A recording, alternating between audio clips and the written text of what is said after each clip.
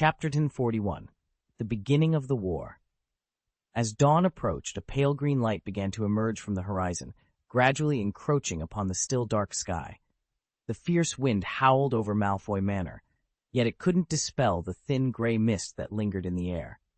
On the terrace atop the mansion, Voldemort stood, his wide black robe rustling in the wind as he squinted at the approaching dawn.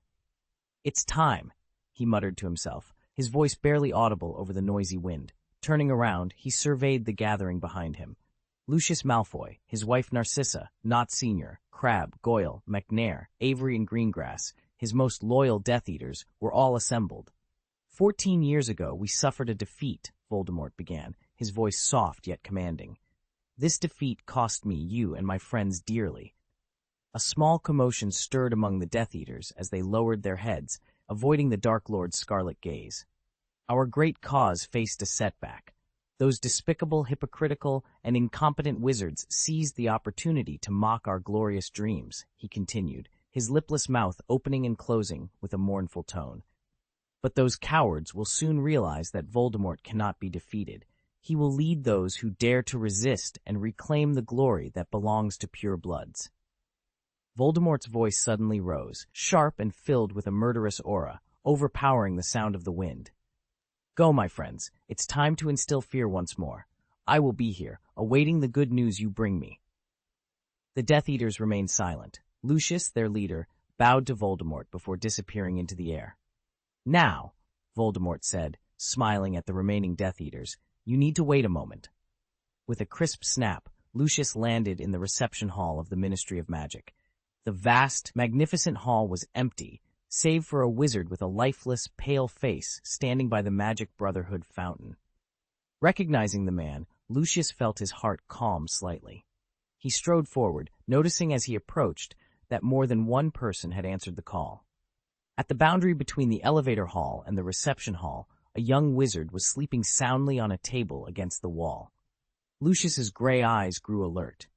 He drew his wand, holding it firmly in his palm, and sent a ray of red light toward the sleeping wizard, slowing his breathing rhythm. Lucius then turned his attention to the wizard waiting for him, scrutinizing Broderick Bode, the silent man of the Department of Mysteries. Bode was the insider chosen by Nott and his team after extensive investigation. He was selected because, as a silent man, he possessed something crucial, an item the Dark Lord had learned about from a ghost at Hogwarts during his student days. Nott and his team had expended considerable effort to identify who held this item. Satisfied that Bode's eyes remained dull, Lucius returned his wand to his cane. "No one is on guard?" he asked. "I switched shifts with the person scheduled for duty tonight, so I'm the only one here," Bode replied calmly. "However, some department members usually arrive by 6 in the morning, so we have only an hour left." "Then what are we waiting for? The Dark Lord is expecting good news from us," Lucius urged. The two men quickly entered the elevator hall. Lucius pressed the call button, and soon an elevator arrived with a clicking sound. He followed Bode into the car, pressed the 9th button on the control box, and the golden grill door slammed shut. Begun to dance in a chaotic ballet settled into a recognizable constellation. With a soft click, the door swung open, revealing a dimly lit passageway beyond. Atticus Blaine, who had been observing the entire process with a mixture of awe and apprehension, took a deep breath. The air was thick with the scent of ancient magic, a heady mix that both intrigued and unsettled him. He adjusted his cloak, the fabric whispering against the polished marble floor, and followed Bode into the passageway. The corridor was narrow, its walls lined with shelves filled with dusty tomes and peculiar artifacts. The flickering blue flames from the candles cast eerie shadows that danced along the walls, creating an atmosphere of mystery and foreboding. Atticus couldn't shake the feeling that the very walls were watching him, their secrets hidden just out of reach. "Where are we headed?" Atticus inquired, his voice barely above a whisper, as if speaking too loudly might disturb the ancient silence. "To the Hall of Prophecies," Bode replied, his tone as flat and emotionless as ever. Despite the imperious curse controlling him, Bode moved with a purpose that suggested he was intimately familiar with the labyrinthine corridors of the Department of Mysteries. As they walked, Atticus's mind raced with thoughts of the task ahead. He had come here seeking answers, driven by a desperate need to understand the forces at play in his life. The Department of Mysteries was said to hold the keys to the most profound secrets of the magical world, and Atticus hoped to find the knowledge he sought within its shadowy depths. Finally, they reached a large, arched doorway. Bode paused, his hand resting on the door's surface, and turned to face Atticus. Beyond this door lies the Hall of Prophecies. Be cautious, for the knowledge contained within is both powerful and dangerous. Atticus nodded, his resolve steeling as he prepared to step into the unknown. The door creaked open, revealing a vast chamber filled with towering shelves, each one lined with countless glass orbs. The orbs glowed softly, their light casting a gentle luminescence that filled the room with an ethereal glow. As Atticus entered the Hall of Prophecies, he felt a profound sense of awe wash over him. Here, in this sacred space, the destinies of countless witches and wizards were recorded, their fates sealed within the fragile glass spheres. He knew that somewhere among them lay the answers he sought, and he was determined to find them. With a final glance at Bode, who stood silently by the door, Atticus stepped further into the hall, his heart pounding with anticipation and trepidation. The journey ahead was fraught with uncertainty, but he was ready to face whatever challenges lay in wait, driven by the hope that he might finally uncover the truth. The faint light suddenly burst into a brilliant glow after the collision, overwhelming Atticus Blaine's curious gaze. As he removed his hand from shielding his eyes, Atticus was astonished to see that the once opaque black door had transformed into a transparent portal, radiating a soft white light. "Is it inside?" Atticus inquired cautiously. Bode nodded in affirmation. "Yes, you can summon them now. Remember, as I mentioned to Knot, once you're inside, the portkeys you've crafted will be ineffective." Without hesitation, Atticus nodded. He carefully rolled up his sleeve, revealing the intricate skull tattoo on his arm. With deliberate precision, he pressed his fingers against it. End of this chapter. Chapter 1042, Arrival at Azkaban. After a series of faint gas explosions, numerous figures materialized in the dimly lit circular chamber. All the Death Eaters who had recently gathered at Malfoy Manor now stood here.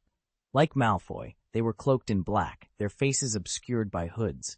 Upon arrival, they immediately scanned their surroundings, only ceasing their vigilance once they confirmed the area was secure. Malfoy, the leader of this operation, conducted a quick head count before turning to Bode. Without hesitation, Bode stepped through the glowing portal before him. There was no room for panic or fear. Malfoy gestured to the silent Death Eaters, signaling them to follow. As he crossed the threshold, Lucius was startled to find himself in a realm of pure light. Though he stood still, the linear beams of light seemed to rush past him at an incredible speed, giving the sensation of moving forward at an unimaginable pace. Before panic could set in, the light vanished abruptly. Lucius stumbled forward a couple of steps before regaining his balance. As he looked up, Bode reappeared in his line of sight. The others followed in quick succession, and while waiting, Lucius surveyed the room they had entered. It was a rectangular chamber, constructed from rough-hewn stone, much like the corridor outside. Several golden chandeliers hung from the ceiling, casting a brighter glow than the exterior. The room was otherwise empty, save for a stone badge resting on a brass tray atop a stone pedestal in the center. "The Hogwarts school emblem, how peculiar," Lucius muttered, echoing the sentiments of the other Death Eaters who had entered. "Why is this here?" one of them questioned. "If I recall correctly, Box, you've been to Azkaban before," Knot remarked, eyeing the hunched old man. "You are correct, Knot," Box replied coldly. "But to maintain secrecy, the Ministry of Magic blindfolded all wizards detained in Azkaban. I saw nothing." Realizing he might have offended his colleague, old Knot nodded apologetically. "No offense meant, Box. It's just—" "I believe now is not the time for idle chatter," Lucius interjected sternly, casting a sharp glance at Box and Knot, before turning his attention to Bode, who stood by the brass tray. "Is this the portkey to Azkaban?" Bode nodded. "Yes, but it requires the Minister of Magic's approval before each use. Without it, the portkey won't function." Tension filled the room as the Death Eaters slowly encircled the brass tray and the Hogwarts badge. Each person placed a hand on the shoulder of the one in front, while the leader reached out, fingertips hovering inches from the badge, eyes fixed on Bode. On the count of 3, touch the portkey together, Bode instructed calmly. After a brief pause, ensuring no objections arose, he raised 3 fingers. 3, 2, 1. In an instant, everything shifted. Lucius's vision blurred, and all people and objects appeared doubled. A wave of dizziness and nausea overwhelmed him. After several seconds, the disoriented Death Eaters began to recover. I finally understand why they blindfolded me when they brought me here. Ugh, Box groaned, still retching against the wall. Meanwhile, Lucius, upon realizing their predicament, cried out in frustration. He leapt up, pressing his wand to Bode's temple. What's happening?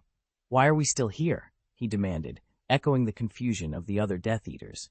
The Death Eaters found themselves still in the small room within the Department of Mysteries, with the brass tray and stone school badge undisturbed before them. One by one, they drew their wands, tension crackling in the air. Box shouted angrily at Old Knot. There's something wrong with your imperious curse. This is impossible, Knot protested, his voice tinged with desperation. He's still under the control of the imperious curse. I can feel it. His confident assertion made Lucius suspicious. What's going on? Lucius demanded, turning his gaze to Bode. This is a two-way portkey.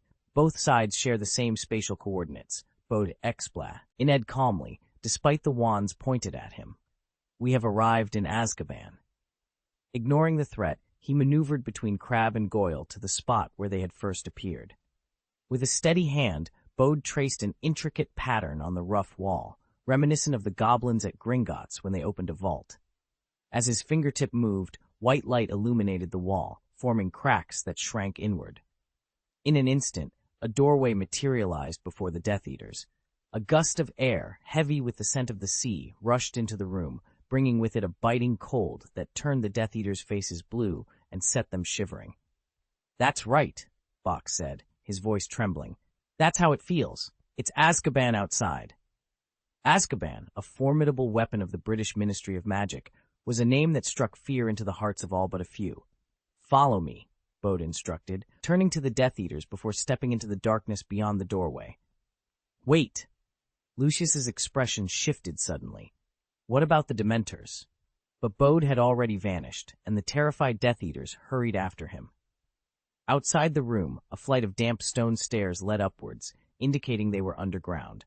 The stairs were short, and within seconds the Death Eaters, their wands lit, emerged onto the ground. In Azkaban, there were no stars.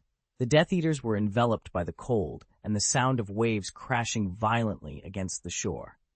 The chattering of teeth echoed humorously in the darkness. The oppressive fear welling up from within compelled more Death Eaters to illuminate their wands. The collective glow revealed a towering gray-black structure before them, more imposing than the tallest tower at Hogwarts. The tower's walls were studded with small windows, more akin to holes. The fluorescent light revealed a grim sight.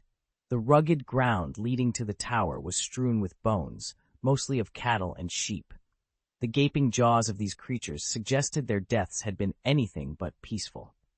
Yet the most terrifying presence was not the bones, but the Dementors. Lucius's gaze pierced the darkness, settling on the black-cloaked figures hovering around the tower. The moment he saw them clearly, it felt as if a cold hand had reached into his chest, gripping and twisting his insides. The chill that seeped from his soul nearly froze his thoughts. As the Dementors noticed the intruders, they gathered like a black cloud, descending upon the Death Eaters. It was as if the sky itself was falling.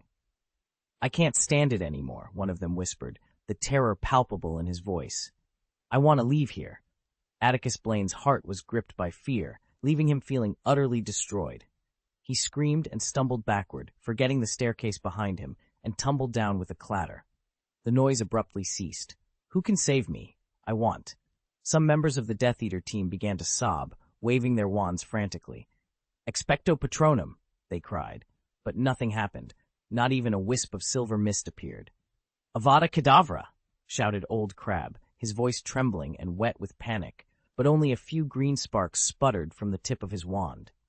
In the space where a swarm of Dementors flew past, water vapor condensed into tiny ice particles, turning the air a ghostly white. The Dementors closed in on the Death Eaters, and Lucius, in despair, saw a pair of gray-white hands, slick with mucus and covered in spots, emerging from beneath the black cloaks, glowing eerily. "Where is that thing?" Nott finally snapped, unable to bear the tension any longer. He shouted at Bode, "Bring out the thing the Dark Lord said could stop the Dementors." End of this chapter. Explosion. The sound reverberated through the stone walls of Azkaban, shaking the very foundation of the prison.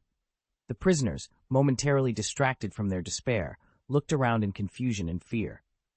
Atticus Blaine, standing amidst the chaos, felt a surge of hope. The parchment, now glowing with an ethereal blue light, seemed to possess a power beyond comprehension. It was as if the very essence of freedom was encapsulated within its fragile form. The Dementors, usually relentless in their pursuit of despair, were now subdued, their dark forms hovering uncertainly in the air. Old Nott, his voice steady despite the turmoil, commanded, "Seize the moment. We must act now." His words cut through the noise, rallying the Death Eaters who had been paralyzed by fear. They moved with renewed purpose, their eyes fixed on the path to liberation. In her cell, Vitia remained still, her mind a fortress against the despair that surrounded her. The sky-blue light filtering through the small opening in her cell was a beacon of hope, a reminder of the world beyond the prison walls. Her thoughts drifted back to the man with silver hair and purple eyes, his words echoing in her mind. Hogwarts never remembers hatred. It was a mantra she clung to, a promise of redemption and a future free from the shadows of her past. The prisoners, awakened from their nightmares by the light, began to stir. Some wept openly, their tears a mixture of relief and disbelief. Others, like Vitia, remained silent, their eyes reflecting the light that had pierced the darkness of their confinement. As the explosion's echoes faded, the sky-blue light continued to shine, a symbol of hope and defiance against the oppressive gloom of Azkaban. Atticus Blaine, standing resolute amidst the chaos, knew that this was their chance. The path to freedom lay before them, illuminated by the light of the mysterious parchment. With determination in his heart, Atticus led the charge, his voice rising above the din. Forward, to freedom. The words were a rallying cry, a call to arms for those who had long been shackled by fear and despair. In that moment, the prisoners of Azkaban, united by a shared dream of liberation, surged forward, their spirits unbroken and their eyes fixed on the light that promised a new beginning. Interrupted by another deafening explosion. The noise reverberated through the prison, shaking the very foundations of Azkaban. The air was thick with tension and the acrid smell of smoke. In the midst of the chaos, Vitia remained composed, her demeanor a stark contrast to the pandemonium around her. She had anticipated this day, and now it was unfolding just as she had foreseen. Her calmness was unsettling to those who witnessed it, especially in a place like Azkaban, where despair was the norm. Lucius Malfoy, with his pale face and steely resolve, stood before her cell. He had come on the orders of the Dark Lord to rescue her, a task he approached with a mix of duty and trepidation. The young girl, Vitia, had a reputation that preceded her. She had once matched wits and strength with Atticus Blaine, a feat that few could claim. "You are here," Vitia acknowledged, her voice barely above a whisper, yet it carried a weight that demanded attention. Lucius nodded, bowing slightly as he spoke. "I am here to rescue you on the orders of the Dark Lord." Vitia's gaze lingered on Lucius and the shadowy figures of Death Eaters behind him. Their eyes were filled with a mixture of curiosity and fear, a testament to the power she wielded. As she rose to her feet, the transformation of the withered straw at her feet was nothing short of miraculous. The straws turned from a lifeless yellow to a vibrant green, sprouting white, slender tendrils that snaked up the iron bars of her cell. With a groan of twisting metal, the bars gave way, freeing her. "Then let's go," she said softly, her voice carrying an air of inevitability. She descended the stairs, leaving the Death Eaters in awe of her abilities. Old Nott, wiping sweat from his brow, muttered, "This man is something else. She can use magic without a wand. No wonder she helped the Dark Lord resurrect and made Atticus Blaine work so hard to defeat him. Now that we have everyone, Lucius, is it time to retreat?" "Yes, the Dark Lord awaits our news," Lucius replied, his voice firm. As they prepared to leave, a man in prison garb, Dolohov, taunted them. "What took you so long? The master is waiting." Lucius's eyes flashed with irritation. Don't you want to see him sooner? He retorted. You have no right to lecture me, Malfoy, Dolohov snarled. We've been imprisoned for 14 years. I want to teach the Ministry of Magic a lesson and free everyone here. Lucius's patience wore thin. I repeat, Dolohov, the Dark Lord wants us back immediately. He hasn't ordered the release of all prisoners. Is your first act of freedom to defy him? Bluff, Dolohov shot back, but his defiance was cut short as Bellatrix, a thin woman with wild eyes, seized a wand from Old Knot. With a series of explosions, she unleashed chaos, blowing open cells and filling the air with smoke and dust. Stop, Bellatrix, Lucius shouted, trying to clear the air with his wand, but she was already gone, descending to the floor below. He hurried after her, navigating through the smoke and debris. I've had enough, Lucius muttered to himself, his frustration mounting as he pursued Bellatrix through the wreckage of Azkaban. He narrowed his eyes, staring coldly at the two figures emerging unsteadily from the smoke and dust. A woman, supporting a man, appeared before Lucius. The man, though not young, had hair that had turned completely gray, yet the hatred burning in his brown eyes remained unmistakably vivid. The woman, in contrast, was quite young, her beauty rivaling that of Vitia Cleona. If we take the Pledge of Allegiance, the man began, locking eyes with Lucius, who watched him warily, will your Dark Lord accept us? End of this chapter. Chapter 44. Frustrated Confidence. After the second game, 4 months passed in the blink of an eye, and finally, the final round of the Tree Widget tournament arrived. From early morning, spectators began to fill the stands, eager to witness the finals. Despite the current instability in the magical world, many were still willing to support the event. As Harry, Hermione, and Ron descended to the Great Hall for breakfast, they were taken aback by the sight of familiar faces gathered in the entrance hall. Sirius and Remus were there, which Harry had anticipated since he had written to Sirius, informing his godfather of his participation in the third task. Yet seeing his father's two close friends in person filled Harry with overwhelming joy. The unexpected presence of the Weasleys and Bill caught them by surprise. I didn't expect it, exclaimed Mrs. Weasley, the first to notice their arrival. She nudged Sirius aside and hurried over, enveloping them in a warm embrace. Oh, you're choking me, Mom, Ron protested, coughing slightly as he glanced over his mother's shoulder at his father, who was smiling warmly. You all came to the game, Dad?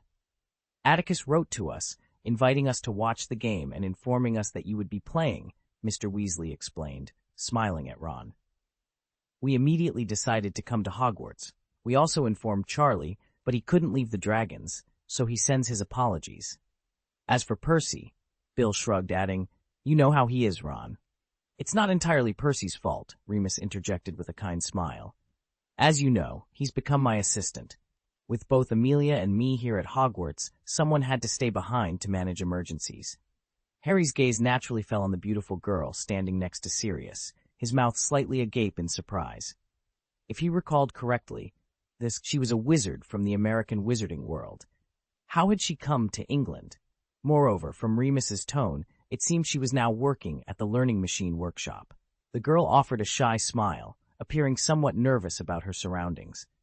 Harry and Hermione returned the smile, and Harry bounded down the stairs to embrace Sirius. How does it feel? Sirius asked, affectionately ruffling Harry's perpetually unruly black hair. This is an unprecedented event, much like the Quidditch World Cup final. Are you feeling a bit uneasy? Oh, it's actually okay, Harry replied, though his soft voice betrayed a hint of nervousness. Meanwhile, Mrs. Weasley finally released Ron. She cupped his cheeks, scrutinizing him for a few moments before pulling Harry close for a similar inspection. You two look a bit thinner, she exclaimed, her round face flushed with concern. It's all that idiot's fault. Molly, Mr. Weasley gently interrupted, since the matter has been resolved, let's move on. Besides, the three of them are about to compete, and we shouldn't burden them with negativity. Mrs. Weasley couldn't argue with that. She took a deep breath and replaced her frown with a smile. Oh, well, your dad is right. You haven't had breakfast yet, have you? That's not good. You need energy for the competition. With that, Harry, Ron, and Hermione were ushered into the Great Hall, surrounded by their supportive entourage. However, truth be told, their nerves left them with little appetite. Even Ron, who who often used food as a stress reliever, found himself unable to eat even a sausage. The realization that he would soon be in the stadium, his figure scrutinized by the entire European wizarding world, left him too anxious to eat. "That won't do," Mrs. Weasley said with a frown, watching Ron sip his pumpkin juice, his legs trembling with nerves.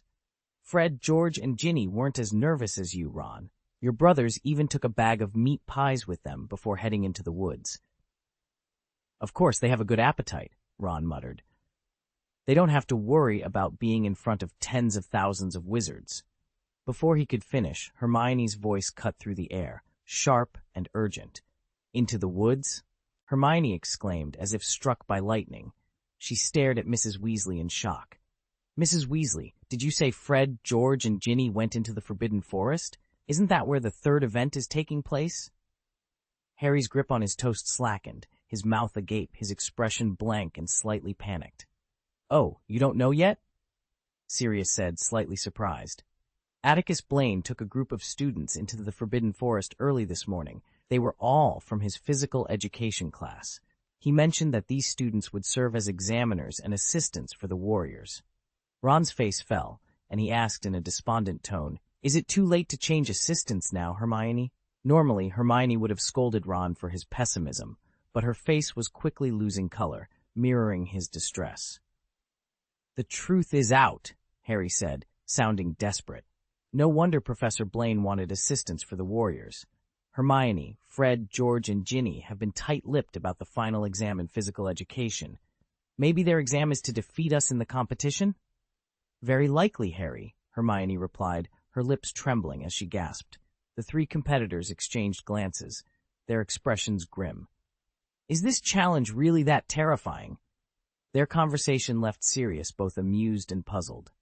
"Is it scarier than dragons and mermaids?" The principals of Durmstrang and Beauxbatons saw those young wizards entering the Forbidden Forest and seemed quite relaxed. "That's because they don't understand, Sirius." Harry's anxiety was palpable. "If they knew how we trained in physical education and in Professor Blaine's spiritual world, they'd realize that winning this challenge seems nearly impossible."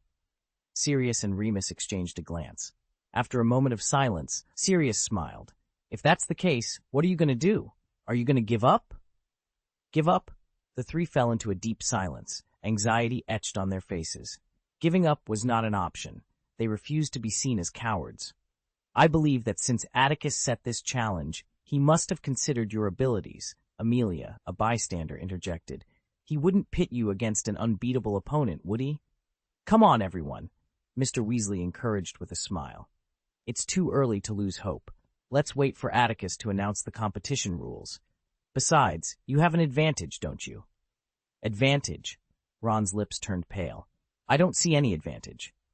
At the very least, the warriors from Beauxbatons and Durmstrang don't realize that the seemingly insignificant opponents Atticus found for them are actually formidable, Mr. Weasley pointed out, causing Harry and the others to frown thoughtfully, slightly. "Is this an advantage, Sirius?" Harry asked.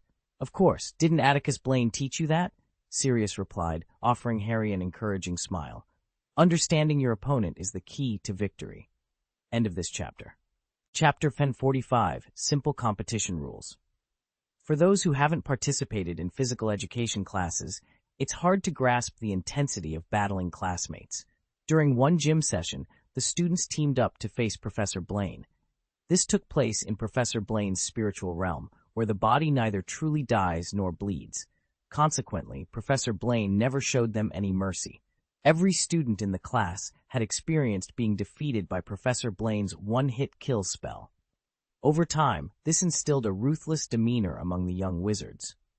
In subsequent training sessions, focused on encirclement and counter-encirclement, they showed no mercy to one another. If Professor Blaine were to conduct these tests in the Forbidden Forest, Hermione was almost certain there would be casualties. Another noteworthy point is that during the anti-encirclement training in Professor Blaine's spiritual world, only 1 or 2 students ever managed a successful breakthrough, and those were due to issues within the hunting party itself. "You see, Hermione," Harry said nervously, rubbing his fingers, "should we wear extra competition uniforms for more protection?" Having faced terror and despair in the second game, Harry was deeply impressed by the uniforms Professor Blaine had provided. These competition uniforms only counteract special magic once, Harry. Most of the time, your shield charm offers better protection, Hermione replied. Her frown indicated she was already strategizing how to break out of a siege if they practiced in the woods. Can we use the summoning spell? Ron asked, looking pale. If we had a broomstick, our chances would be much better, wouldn't they? Harry's eyes lit up at the suggestion. If he could bring his firebolt into the Forbidden Forest, no one could catch him. Hermione, is this possible? He asked urgently. Ron's idea excited Hermione, but she quickly pursed her lips. I don't think it's likely, Harry, she said thoughtfully. If that were the case, we could even put your invisibility cloak in a bag and summon it into the Forbidden Forest. With the cloak, we definitely win. But Professor Blaine knows you have these. Harry, he wouldn't allow such an oversight. The three seized the opportunity to discuss their plans intensely, while Sirius, Remus, Mr. Weasley, and others watched with smiles, respecting their pre-match meeting by not interrupting. 5 minutes before 8:30, Ludo Bagman from the Ministry of Magic appeared in the entrance hall. Upon seeing him, the 4 deans at the faculty table hurried over. After a brief whisper, Professor McGonagall approached the Gryffindor table, while Professor Sprout headed to the Hufflepuff table. Miss Granger, Mr. Potter, Mr. Weasley, Professor McGonagall said, trying to suppress her excitement. For her, the greatest joy was seeing the Gryffindor students bravely stand out in the arena. In the third game, with Neville, Gryffindor had the highest representation. Hurry to the stadium. Atticus will explain the event details a quarter of an hour before the game, she instructed. Harry, Ron, and Hermione quickly rose from their seats, bidding a hasty farewell to Sirius and the others, and rushed to the entrance hall alongside Cedric, Neville, and Luna from the Hufflepuff table. Wait! Hermione suddenly stopped Harry and Ron halfway. Bring some food, she suggested. This fight might last all day, exclaimed Atticus Blaine, as the 3 friends snapped back to reality and hurried to the dining table. Sorry, Colin, I have to take this, Harry apologized, pushing past Colin and his brother Dennis to grab a handful of bread. Ron quickly followed suit, snatching sausages and potato pies from the first-year wizards. Put it here, he instructed. Without a school bag, Hermione improvised by using the cutting charm to slice off a large piece of the tablecloth. She then skillfully employed a transfiguration charm, much admired by Professor McGonagall, to transform the tablecloth into a makeshift backpack with straps. Their quick thinking inspired Cedric and the others, who, understanding the situation, mimicked Hermione's actions. Ludo Bagman, observing the 2 groups of warriors, merely watched their antics with a bemused smile. How about it? Are you confident? He asked as the 6 participants gathered around him. His question hung in the air unanswered. Meanwhile, the 4 deans and other faculty members worked to prevent the young wizards in the auditorium from forming groups and heading to the stadium to watch the game. The 6 participants followed Ludo to the edge of the Forbidden Forest, where the venue's border lay. The grand viewing platform arched gracefully towards the Forbidden Forest. Harry noticed that most of the invited guests were seated behind the podium, where Professors Blaine and Dumbledore sat alongside Madame Maxime of Beauxbatons and the new headmaster of Durmstrang, a resolute-looking old man. For reasons we all know, there have been some minor changes to the refereeing staff, Ludo announced with enthusiasm, reminiscent of his Quidditch commentary days. Vep Dregern, like Atticus, is the vice president of the International Confederation of Wizards. He is also the new headmaster of Durmstrang, replacing poor Karkaroff as the referee. Amelia has taken over for old Barty. Who would have thought that being a referee in this Tri-Wizard tournament would be more dangerous than being a warrior? Ludo quipped, though his attempt at humor fell flat. The group ascended the steel ladder to the podium, where the headmasters and Ministry of Magic officials paused their conversation. Fleur, Victor, and their teammates approached as well. I brought them here, Atticus, Ludo announced cheerfully. Now you can announce the rules of the game. Ludo's words immediately captured the attention of the 12 young wizards, who focused intently on Atticus's face, which bore a smile as refreshing as a spring breeze. Ah, thank you, Ludo. Now everyone, please come closer, Atticus beckoned, as Dumbledore and Miss Bones stepped back to make room for the warriors and their teammates. The rules are as follows, Atticus began, gesturing to the 4 stone doors behind the steel columns supporting the massive screens. Once I announce the start of the competition, each warrior will lead their team through a door. This door will teleport you to different areas of the Forbidden Forest. A small, thin boy, about the same height as Victor, nervously raised his hand. But I heard there are many ferocious beasts in that forest, Professor Blaine. Please do not worry, Atticus reassured him with a smile. I have communicated with the centaurs living in the Forbidden Forest, and we have expelled the truly dangerous magical creatures. During the competition, the centaurs will patrol the periphery to ensure that particularly dangerous creatures do not enter the stadium. As for the rest, you can handle them. At least they wouldn't have to contend with the centaurs, Harry thought with a flicker of relief. Harry's mind raced as he watched Professor Blaine wave his wand. Suddenly, 4 palm-sized objects materialized in the air, each landing in the hands of Hermione, Cedric, Fleur, and Victor.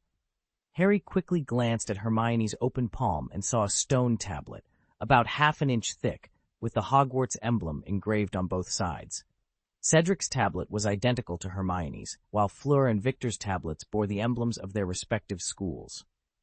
The rules of the game are quite simple, Atticus Blaine announced with a smile, addressing the puzzled young wizards. Each team has one of these badges. They are indestructible, and the goal is to collect as many badges as possible. Do you understand? Harry nodded, then hesitated, glancing at Hermione. He noticed the same confusion mirrored in her eyes. Professor Blaine waved his wand once more, and 4 additional objects descended from the air. These were about the size of a sheet of parchment, square, and made from the same material as the blackboards used in class. They were black, with transparent green lines crisscrossing to form a grid of small squares. This is a map, Professor Blaine explained. Once you enter the Forbidden Forest, it will display your real-time location every half hour, but it will only be visible for 30 seconds before disappearing. End of this chapter. Chapter 146, Frustrated on the Journey. The objective was clear. To win, one must collect more badges. This meant not only safeguarding your own badge, but also acquiring those of others. Victor, Fleur, Cedric, and Hermione instinctively tightened their grips on their badges. The rules seemed straightforward, yet the challenge was anything but simple. It seems you all understand, Professor Blaine remarked, glancing at his watch. You have 10 minutes to discuss your strategies. When the time is up, Mr. Bagman will give the signal. Harry raised his hand, hesitating. Oh, I forgot to mention, Atticus Blaine interjected before Harry could speak. You may only use your wands and whatever you find in the Forbidden Forest. Other magical items are prohibited in this contest. Harry's face fell at this news. Meanwhile, the stands began to fill with hundreds of students, their excited chatter and footsteps creating a lively atmosphere. The sky was a clear blue, promising a low chance of rain. Harry spotted Sirius, Remus, the Weasleys, and Amelia making their way to the stage. He hoped Sirius would acknowledge him, but Sirius was engrossed in conversation with Amelia, seemingly oblivious to Harry's presence. A pang of disappointment tugged at Harry's heart. Once the students were seated, faculty members, including Professor Snape, Professor Victor, and Madame Hooch, took their places on the podium, each holding a broomstick. We'll patrol the skies above the Forbidden Forest, Madame Hooch announced to the contestants. If you decide to withdraw, use your wands to send red sparks into the sky, and we'll come to your aid. Understood? The young wizards nodded in agreement. Ron's legs felt weak as he noticed Madame Pomfrey and several healers from St. Lay, Mungo's hospital for magical maladies and injuries, standing by with stretchers, sorting through medicine boxes with serious expressions. Given Professor Brian's rules, confrontations with other teams were inevitable, and injuries seemed unavoidable. Suddenly, a sharp, piercing sound silenced the crowd. All eyes turned toward the source, where 4 large screens at the edge of the Forbidden Forest flickered to life. Black text appeared on the white screens. Cedric Diggory, 41 points, 40 points. Victor Krum, 41 points, 42 points. These scores reflected the results of the first round, as the second round had been invalidated due to an accident. The close scores meant that the outcome of this final game would determine the winner. A hum filled the air as several surveillance cameras flew in from the forest's edge, hovering above the warriors and their teammates on the podium. The scores vanished from the screens, replaced by live images of each team. The crowd erupted in thunderous cheers, startling a flock of birds into flight, their wings beating a hasty retreat deeper into the forest. Even the most seasoned competitors, like Hermione, Cedric, and Fleur, couldn't remain entirely composed seeing their faces magnified on the big screen. During the first game, the screens had been outside the stadium, out of their view. Now, the reality of the competition was inescapably vivid. They could only see a few feet ahead. The oppressive darkness seemed to swallow the light, leaving them feeling isolated and vulnerable. "Stay close," Hermione whispered, her voice barely audible over the pounding of their hearts. "We need to figure out where we are and how to get out." Harry nodded, gripping his wand tightly. "Let's move slowly. There has to be a way forward." The trio began to inch forward, with their footsteps echoing eerily in the void. The air was thick and heavy, making it difficult to breathe. Every step felt like a leap into the unknown, and the silence was deafening. Suddenly, a faint glimmer appeared in the distance, like a star in the night sky. "Look!" Harry exclaimed, pointing towards the light. "Maybe that's the way out." With renewed hope, they quickened their pace, the light growing brighter with each step. As they approached, the darkness began to recede, revealing a narrow path lined with ancient stone walls. The air felt different here, lighter and less oppressive. "Keep going," Hermione urged, her confidence returning. "We must be getting closer to the end." As they followed the path, the sound of rushing water reached their ears, growing louder with each step. The path opened up into a vast underground cavern, illuminated by a shimmering waterfall cascading from the ceiling. The water glowed with an ethereal light, casting dancing reflections on the cavern walls. "Wow," Ron breathed, momentarily forgetting his fear. "This is incredible." Harry and Hermione nodded in agreement, momentarily entranced by the beauty of the scene. But they knew they couldn't linger. The tournament was still underway, and they had to find their way back to the surface. "Let's keep moving," Harry said, tearing his gaze away from the waterfall. "We need to find the exit." They continued along the path, the sound of the waterfall fading behind them. The cavern gradually narrowed, leading them to a set of stone steps carved into the rock. With cautious determination, they ascended the steps, their hearts pounding with anticipation. At the top, they found themselves standing before a massive stone door, intricately carved with runes and symbols. Hermione stepped forward, examining the door closely. "This must be the way out," she said, tracing her fingers over the carvings. "But how do we open it?" Ron shrugged, looking to Harry for guidance. "Any ideas, mate?" Harry studied the door, his mind racing. "Maybe it's a puzzle or a riddle," he suggested. "We need to figure out the right sequence to unlock it." The three of them worked together, deciphering the runes and testing different combinations. After several tense minutes, there was a loud click, and the door slowly swung open, revealing a blinding light beyond. "Yes!" Ron cheered, relief flooding his voice. "We did it!" They stepped through the door, emerging into the bright sunlight of the stadium. The roar of the crowd greeted them, a stark contrast to the silence of the dark corridor. Atticus Blaine, the announcer, was already proclaiming their success to the audience. "And there you have it, folks. Our brave warriors have conquered the darkness and emerged victorious." His voice boomed across the stadium, met with thunderous applause. Harry, Hermione, and Ron exchanged triumphant smiles, their hearts swelling with pride. They had faced the unknown and come out stronger for it, ready to tackle whatever challenges lay ahead. They couldn't see anything. What should we do now? Is this a test, a challenge to find our way out? This unfamiliar fear was a severe test for Harry's nerves. It felt as though he had been exiled from the world. Except for Hermione and Ron, it seemed as if the world had abandoned him. "It seems so," Hermione replied, a profound sense of helplessness filling her heart. This ordeal was unlike facing a dragon or Voldemort. The fear was more primal, as if they were confronting fear itself. Hermione pointed her wand shakily at the ground, but still saw nothing.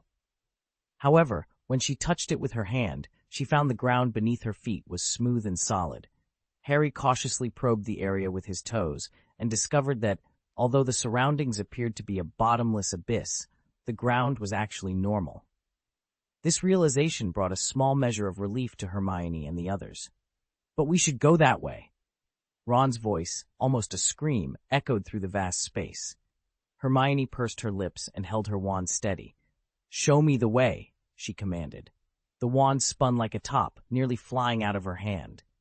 In the eerie darkness, the three pale faces looked at each other, despair roaring around them. End of this chapter. Chapter 1047, Chain Set. Absolute darkness brings absolute terror. As time ticked by, the three stood motionless, not daring to move. Although they had confirmed solid ground beneath their feet, the illusion of plummeting into a bottomless abyss tormented them relentlessly. Hermione clutched the school badge and map given to her by Professor Blaine, while Ron carried a quirky backpack stuffed with food from the Great Hall. "We have to do something," Harry suddenly declared, gritting his teeth. "We can't stay here forever." "But we can't find the way," Ron gasped, his voice tinged with desperation. "Perhaps we missed a clue," Hermione suggested, striving to remain calm and rational. She resisted the urge to glance at the oppressive darkness surrounding them, focusing instead on Harry and Ron. "What did Professor Blaine say? He mentioned that through the stone gate we would be teleported to different areas of the Forbidden Forest. But now we should keep going," Harry insisted, still gritting his teeth. Anticipating Ron's objections, he added, "Maybe there is no right way. The most important thing is to keep moving." Harry's words took Hermione and Ron by surprise. Hermione's brown eyes widened with fear. "How did you come to that conclusion, Harry?" "I can't say for sure. Maybe it's just intuition," Harry admitted, aware that his reasoning might sound absurd. Yet, given their predicament, it seemed they had no better option. "We can't give up here, right? If we're defeated by something dangerous in the game, so be it. But we haven't even officially entered the field. If we falter now, we'll make Gryffindor and Hogwarts a laughingstock." Silence followed. Then Ron spoke, his voice trembling. "You're right, Harry. Fred and George would mock me for this for the rest of my life."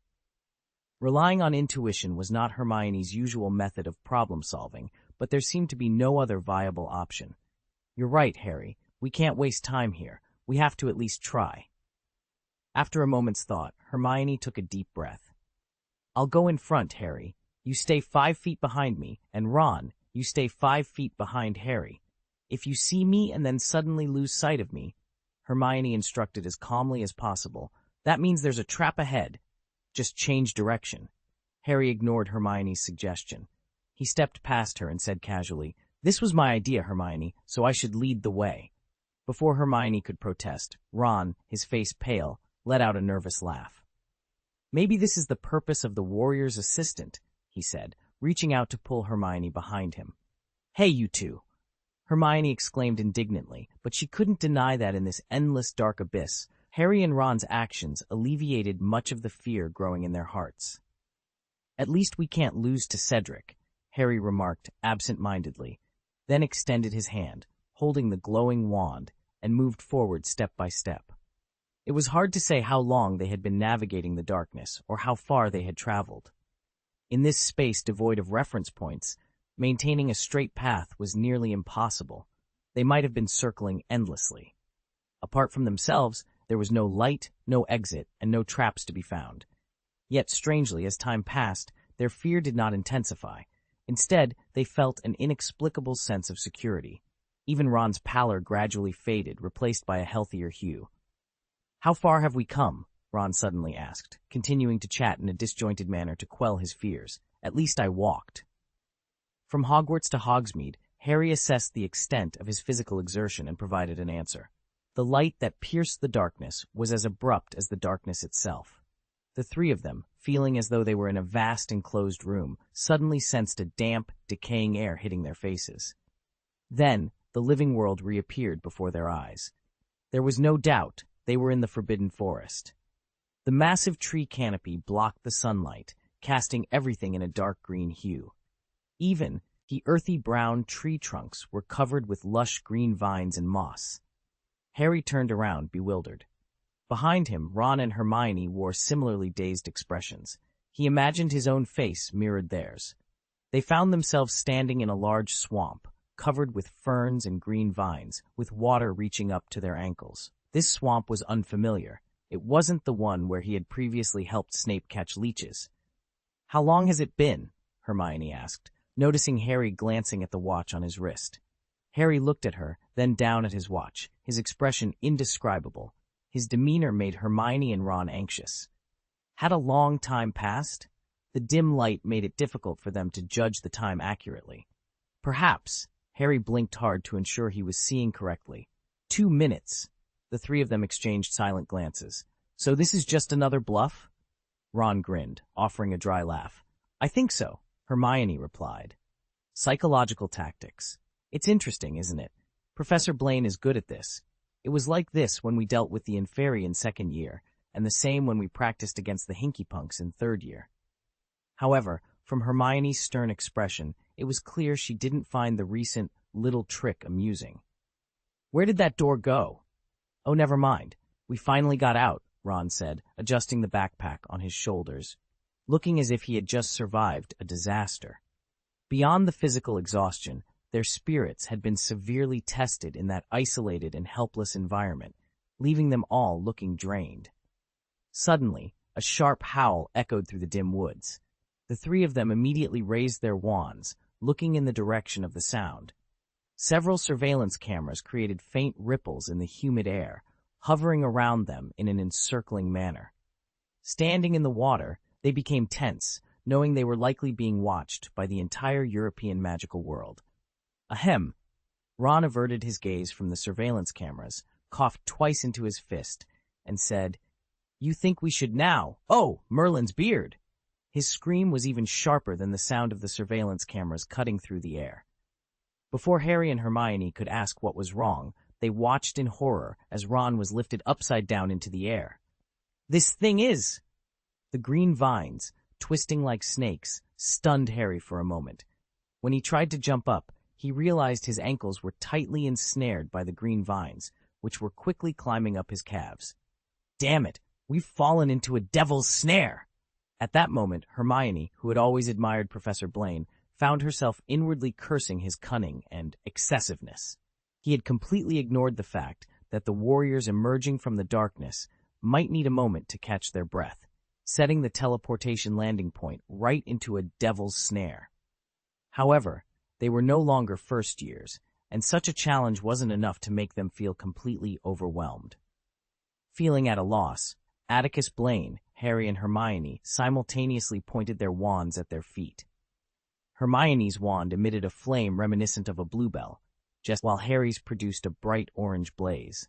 The two flames heated the shallow puddle beneath them, causing the devil's snare that had been entangling them to loosen its grip and retreat swiftly. Ron, who had been suspended 7 or 8 feet in the air, fell heavily into the water below. "Let's get out of here," Hermione shouted, her voice urgent. "This whole area is full of them." There was no need for further prompting. Harry quickly scanned the surroundings and identified the nearest path to safety. Despite his rough landing, Ron wasted no time. Ignoring the mud smeared across his face and his drenched sportswear, he coughed to clear the water from his nose and throat, then hurried to follow Harry and Hermione toward the shore. Dozens of vines rose menacingly from the swamp, which was shrouded in a thin layer of miasma. They swayed like snakes poised to strike, maintaining a distance just beyond the reach of the flames. Hermione, Harry, and Ron had no time to consider the cries of fear from onlookers witnessing the terrifying scene. As soon as the trio leaped onto the shore, their relief at surviving was interrupted by the sight of a faint red firework shooting up into the sky, capturing their full attention. End of this chapter. Chapter 1048, Endless Crisis. The brilliant red fireworks ascended in an erratic trajectory, their sharp whistling sound softened by the distance. Yet, the light left a vivid impression in the eyes of the three observers. As the fireworks burst, Harry, with his keen eyesight, vaguely discerned 2 dark figures racing toward the source of the fireworks with incredible speed. 2 minutes later, the shadows soared into the air again, swiftly heading in one direction before vanishing completely. The three onlookers, Harry, Hermione, and Ron, exchanged glances, each seeing the concern mirrored in the other's eyes. "Someone's out," Ron remarked, his words seemingly nonsensical, yet neither Harry nor Hermione reproached him. "Who could it be?" Hermione asked, her breath slightly uneven. No one had an answer, but Harry hoped it wasn't Neville or Luna. Despite his dislike for Cedric, they were all competing for Hogwarts' glory in this arena, which was paramount. His minor grievances with Cedric weren't enough to alter Harry's perspective. The surveillance cameras hovering above them constantly shifted angles, capturing the pale faces and weary expressions of the three young wizards with unsettling clarity. It was uncertain whether Professor Blaine's device could simultaneously record their images and voices. Harry and his friends refrained from discussing the elimination too much, wary of appearing as if they were gloating to the audience. The devil's snares in the swamp continued to wave their green vines, sensing nearby life and refusing to retreat. In the eerie and shadowy Forbidden Forest, the scene was truly terrifying, prompting Harry and his companions to quickly move away. Harry pulled his legs from the muddy wetland and climbed onto a rock, half buried in the mud. Without pausing for breath, he turned to grab Hermione's hand. Ron supported Hermione's calves from below, and together the boys helped her onto the rock. Finally, Harry grasped Ron's wrist, and with effort, Ron also escaped the wetland. Now, the three could catch their breath. Hermione used the fountain charm to conjure clean water, washing the mud from their shoes and pants. They drank the cold water, regaining some energy. "I've never hated Professor Blaine's whims as much as I do now," Ron muttered softly, wary of the camera overhead capturing his words and broadcasting them to thousands of wizards. Harry wiped the water from his face, responding to Ron's complaint with a wry smile. The three young wizards sat among a grove of towering trees. The forest was eerily silent, devoid of cicadas or birds, with only the sound of air seeping through the soil and releasing in bursts of bubbles. A profound sense of loneliness weighed on their hearts. What should they do next? Harry glanced at the blackboard Hermione held, her eyes fixed on it nervously. His gaze shifted to the heavy school badge hanging from Hermione's pocket, and his green eyes brightened. "Give me the badge, Hermione." Hermione, focused on the blackboard in case it offered a sudden clue, instinctively touched her pocket. But as she was about to retrieve the crucial item symbolizing victory, she hesitated, eyeing Harry warily. "What are you going to do, Harry?" Harry sighed inwardly, realizing his intentions were no longer a secret, hidden depths of the forest. "I think it would be more appropriate for me to keep it, don't you?" Atticus Blaine remarked casually. "It would be misleading otherwise. I mean, the school emblems of the other three teams are definitely given to the Warriors for safekeeping." It was understood that whoever held the school badge would become the primary target. "If that's the case, brother," Ron said, swallowing hard and forcing a smile, "I should be the one keeping the school badge." Atticus expected Hermione to disagree, but to his surprise, her eyes sparkled with an unexpected resolve. She pulled out the badge and tossed it to Ron. He caught it hastily, rubbed it between his fingers for a moment, then grinned at Atticus and tucked it into his jacket. "Should we discuss our strategy now?" Ron asked, feigning a relaxed demeanor. "Who should we target first? By the way, Professor Blaine mentioned that the board can track the positions of all the teams, but he didn't specify who is where." Atticus stood up, stretching his limbs in preparation for the intense activity ahead. "We should avoid Cedric if possible.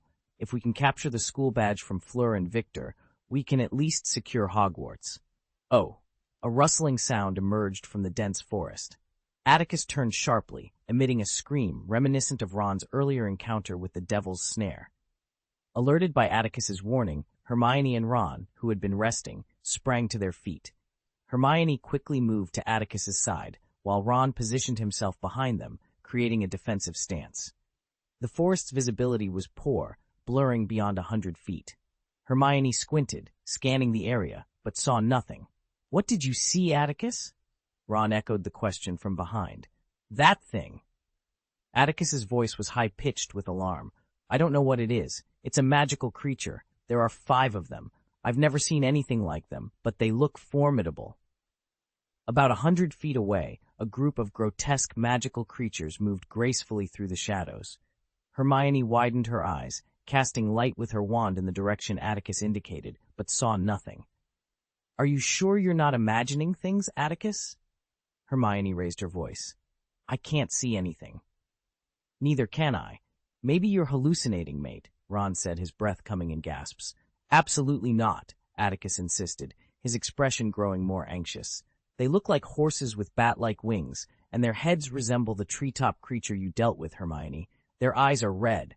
Oh no, they've spotted us and are coming this way."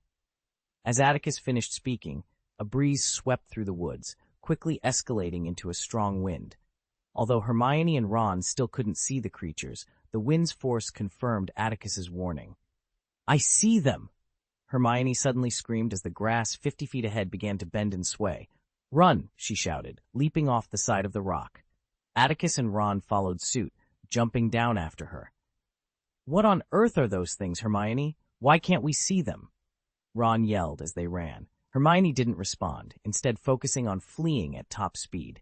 She turned her head, her face set with determination, and cast a spell at the rock where they had been resting.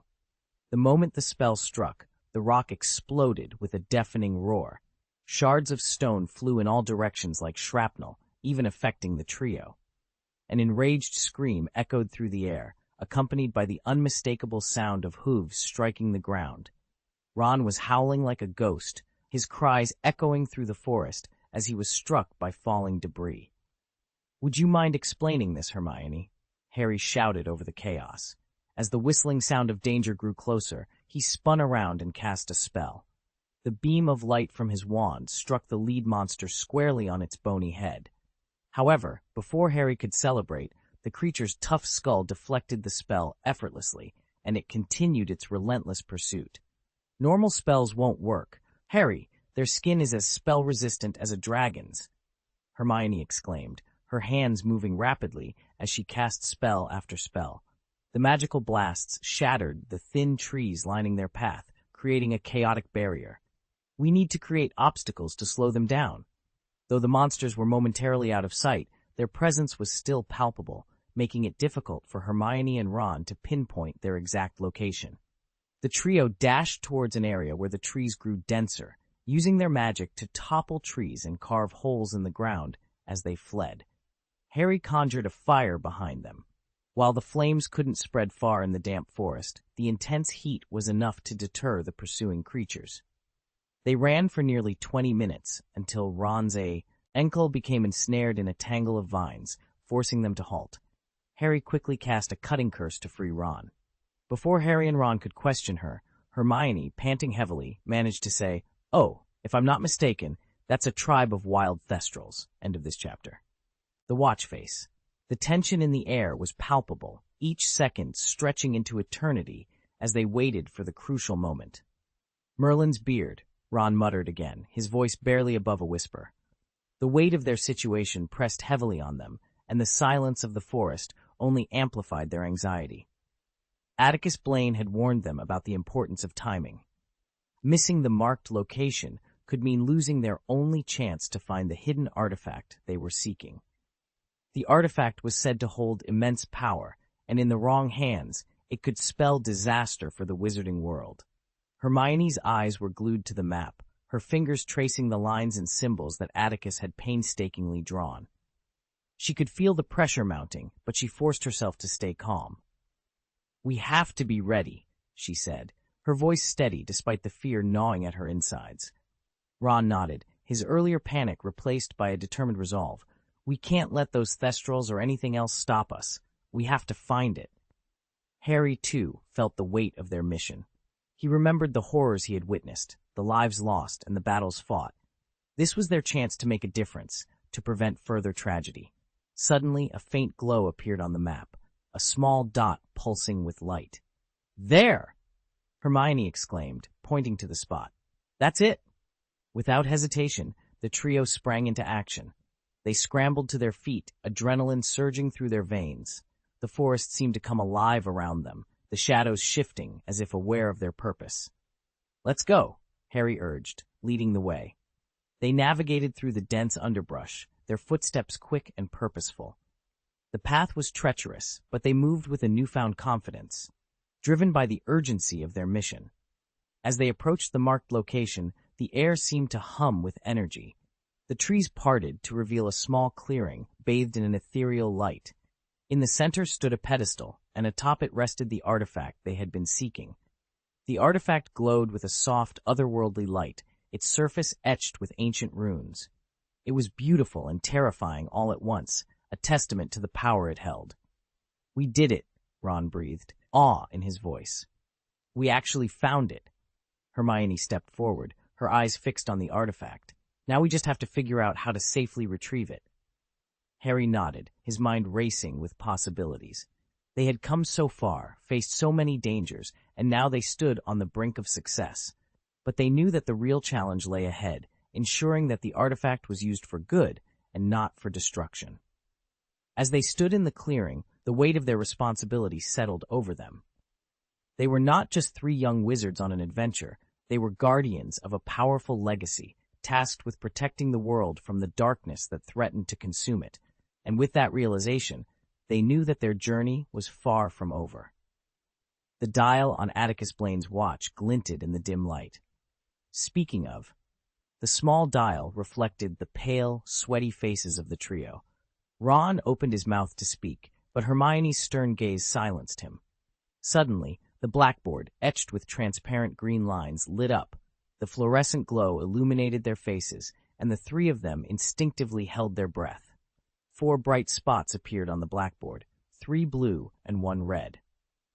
Hermione quickly deduced that the red spot, marked with a small arrow, represented them. She leapt up, clutching the blackboard map, and spun in a circle. The arrow connected to the red dot began to spin as well, indicating the direction the map holder was facing. "This could be really handy if we get lost." Ron chuckled hoarsely, but neither Atticus nor Hermione responded. They simply pursed their lips, their eyes fixed intently on the map, their nerves palpable. Their location was near the center of the map, with the nearest blue dot just 2 squares away. The other 2 blue dots were much farther, one in the upper left corner and the other in the upper right, nearly at the map's edge, about 10 miles from each of them. "How much distance does one grid represent?" Atticus asked, his gaze locked on the closest bright spot, sensing the crux of their predicament. "No idea," Hermione whispered, her voice lowered by a sudden sense of urgency. "We'll have to figure it out ourselves." Ron stared anxiously at the unpredictable forest ahead, as if expecting an enemy to leap from behind the swaying trees at any moment. Atticus raised his wand, eyeing the shadowy shapes dangling from the overgrown branches, ready for an attack. In a flash, 30 seconds passed, and the bright spots vanished, leaving the blackboard silent. The trio exchanged glances, and Atticus looked at Hermione cautiously. "Whoever they are, we have to check it out, right?" he said, quickly adding, "They'll come to us too." This was understood. According to the rules, only the team with the most school badges could win. To be unbeatable, each team needed at least 2 badges. With 3, victory was assured. "We've got to approach this differently, Atticus, Ron," Hermione said, regaining some of the calm and decisiveness she had shown during the dragon encounter in the first match. "The next step will be a skirmish. The forest environment is complex. If the enemy finds us first, we'll be at a disadvantage. We need to conceal our movements." "If only we had an invisibility cloak," Atticus sighed heavily, his voice tinged with frustration. "I can use the disillusionment charm," Hermione replied. "I'm really glad I learned it before the game, but we can't assume other teams won't use it too. At least Cedric will. It's something we learn in 6th grade spells class, so we still have to." "Hey!" Ron interrupted Hermione's focused analysis. When Atticus and Hermione turned their attention to him, he frowned and said, "Don't you feel something's off?" Atticus and Ron exchanged a glance, and Hermione asked cautiously, "What do you mean, Ron?" "That firework," Ron said, holding his breath as he met their eyes. "You all saw it. Doesn't that mean someone has given up? But why are there still 4 teams on the map?"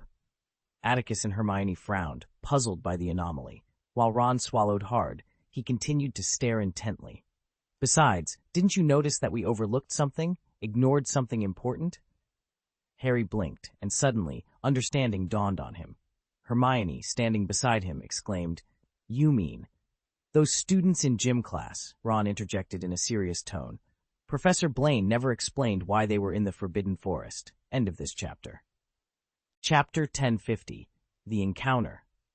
Why is it that even though there are fireworks indicating the abandonment of the game, there are still only 4 spots of light on the map?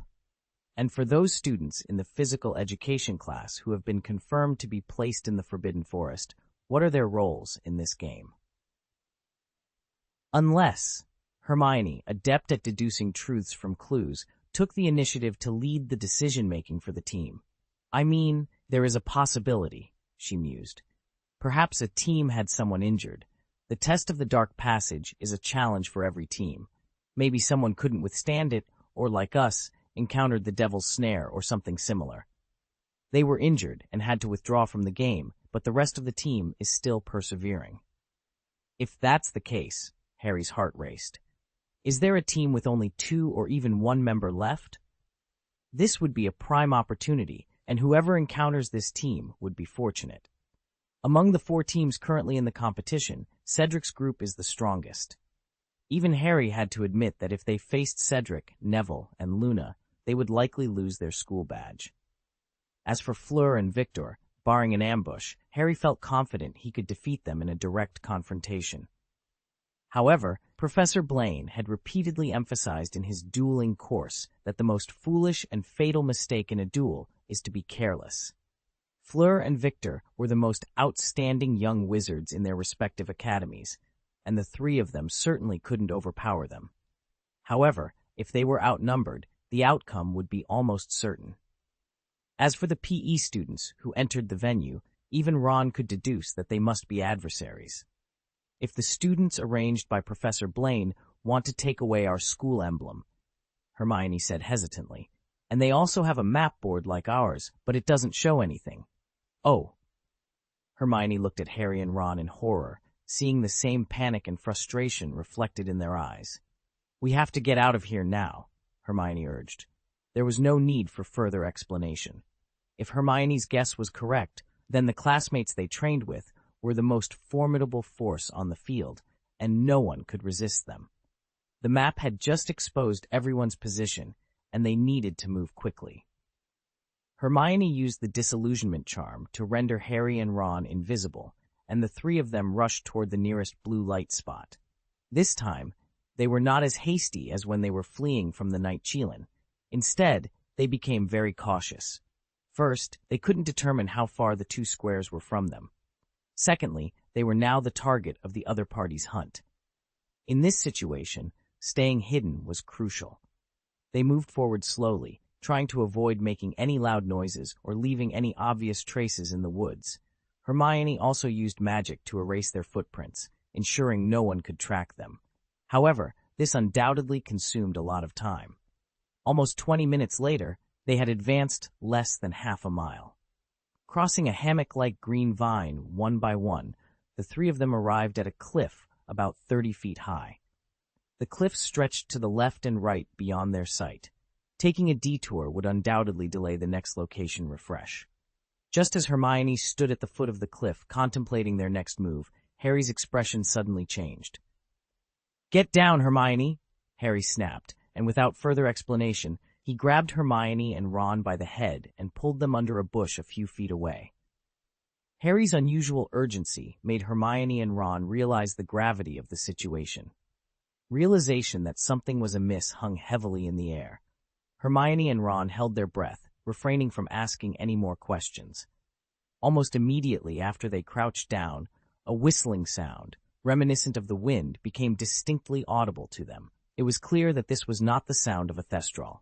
About 10 seconds later, a rustling noise, brush, brush, brew, shh, filled the air as a group of students on broomsticks soared overhead, skimming the treetops. The brooms they rode were unfamiliar to Hermione. They were neither from the Sideswipe nor Nimbus series, and certainly not firebolts. In short, they were a type of flying broom she did not recognize. Perhaps it was the old brooms beneath them that slowed them down, or maybe it was their lowered heads as they searched for clues through the gaps in the branches and leaves. Regardless, they were not moving very fast. After about half a minute, they were completely out of Harry's sight. The trio, cautious not to be discovered, remained crouched behind the bushes for another minute. Ron, unable to contain his curiosity, whispered, "Did you see the broomsticks they were riding?" He added in amazement, "That's the Meteor. The company that made them went bankrupt nearly half a century ago. Where did Professor Blaine get these antiques?" "Malfoy!" Harry did not echo Ron's disdainful remarks about the broomsticks. After all, no matter how outdated they were, owning them was a significant advantage. They all recognized the group that had passed by. It was a group of Slytherins from the physical education class. "Did you see Malfoy's expression, Hermione?" Harry asked with some disgust. "Yes, Harry," Hermione replied, squinting in the direction Malfoy and his group had gone. She asked softly, "What if I did something remarkable?" An answer seemed to form in the minds of all three simultaneously. "It seems they're indeed hunting down the Warriors team, right?" Ron attempted to lighten the mood with a casual tone, but his uneasy expression betrayed his true feelings. "I will never fall into Malfoy's hands," Harry said coldly. "We need to get out of here." Hermione's voice turned urgent. "There will be a refresh in less than 10 minutes. Malfoy and the others are heading towards the warrior team closest to us. They're flying towards where we were just now. Apparently, they have a map too. We must get away from them as soon as possible." With that, Hermione stopped concealing herself and took the lead, running to bypass the cliff that blocked their path. Harry and Ron quickly followed. "Which direction are we going?" Ron, struggling with fatigue, gritted his teeth and fell to the back of the group, trying hard not to lag behind. "The goal remains unchanged," Hermione said sternly. "We have to find out what Malfoy and the others have done." For now, distancing themselves from Malfoy and his group was the top priority, and the three of them began to sprint wildly through the woods again. The slippery moss caused them to stumble frequently, but no one cried out in pain. They just kept moving forward with determination. Once again, Harry was tripped by a dead vine hidden among the decaying leaves.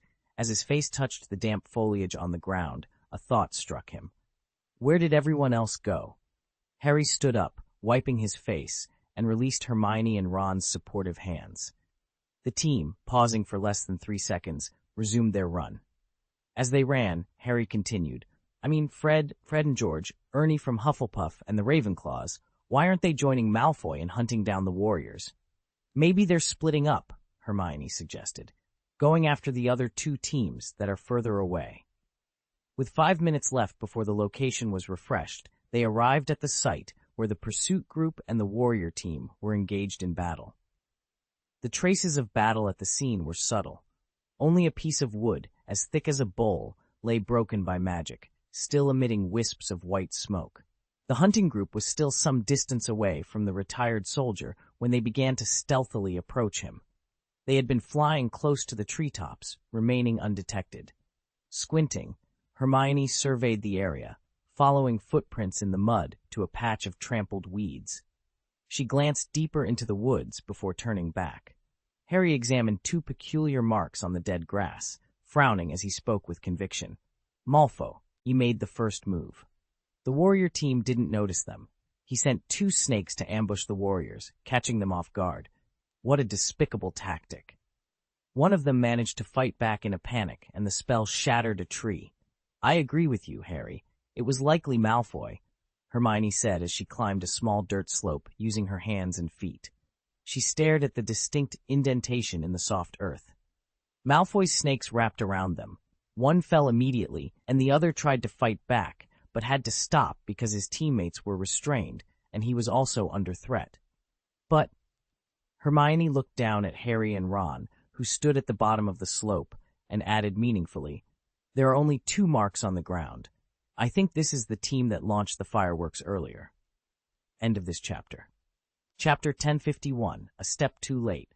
Harry and Ron scrambled up the slope, joining Hermione, who had been observing the scene.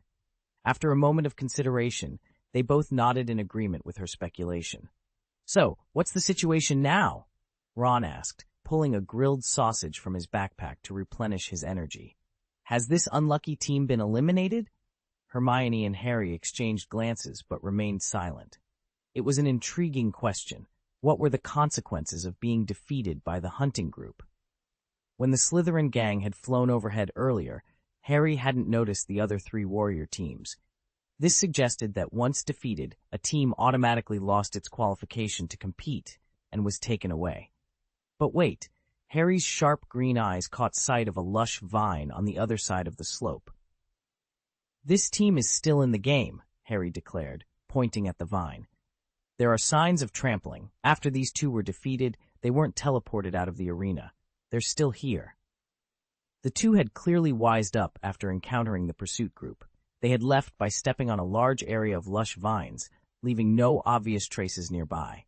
However, when Harry and the others followed the same path, they immediately spotted two freshly baked footprints. "Oh," Ron exclaimed, raising his eyebrows as he examined the footprints. "It's Fleur and her teammate." "How can you tell, Ron?" Hermione asked, surprised. Ron stepped into another hole next to the footprints and looked back at Hermione with a triumphant grin. She understood immediately. There was a noticeable difference between the footprints of boys and girls, and these were much more delicate than Ron's. With their unspoken understanding, the trio didn't need to say much. They immediately set off in pursuit, careful to conserve their energy by maintaining a steady pace. On a rugged forest path, a girl leaped over a winding stream. She turned to wait for her teammate, who, exhausted, failed to make the jump and fell into the water with a splash. "Triana!" Fleur exclaimed, quickly jumping into the pebbled stream to help her teammate up.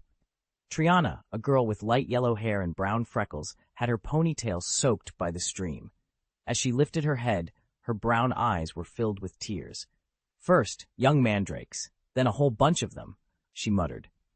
"Bred by the gamekeeper at Hogwarts," Fleur explained, her face smeared with mud. She blinked her tired blue eyes and continued in a slightly hoarse voice. "Yes, the blast-tailed scroot." With Fleur's help, Triana clambered out of the stream. As soon as she was on solid ground, she shouted angrily, "This is completely targeted. After the game, I'm going to protest to the referee." "I already told you, Triana," Fleur replied patiently, despite her exhaustion. "Atticus Blaine wouldn't target us or Durmstrang just to ensure Hogwarts wins. He's a proud wizard, or you could say he has the demeanor of a strong man. Everything we've faced, the other three teams have encountered as well." "You like him, Fleur," Triana pointed out sharply. That's why you think so highly of him."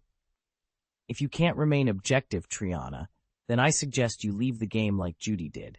I'm going to see this through to the end," Fleur retorted, glaring at Triana with a hint of anger. Triana fell silent, realizing the determination in Fleur's eyes.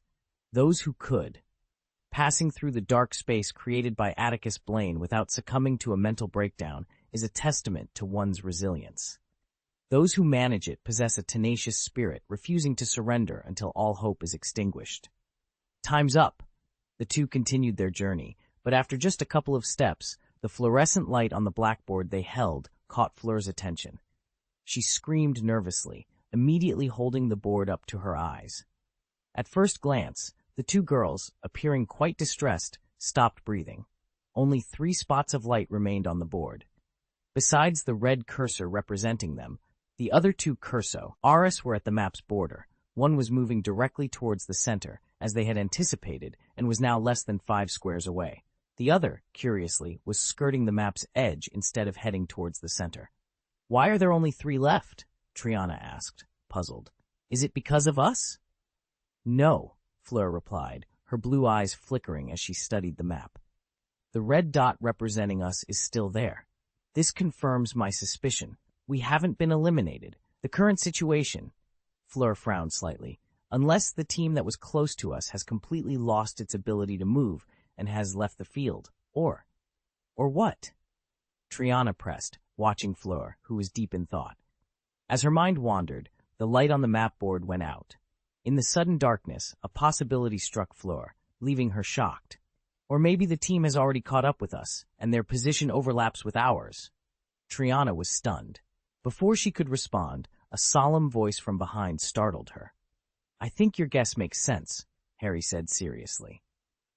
As the 2 girls turned, a piercing scream shattered the jungle's silence, and brilliant red lightning dispelled the darkness of the forbidden forest. Fleur watched the forked red lightning rapidly approach and fall beside her, her hand with the staff rising swiftly.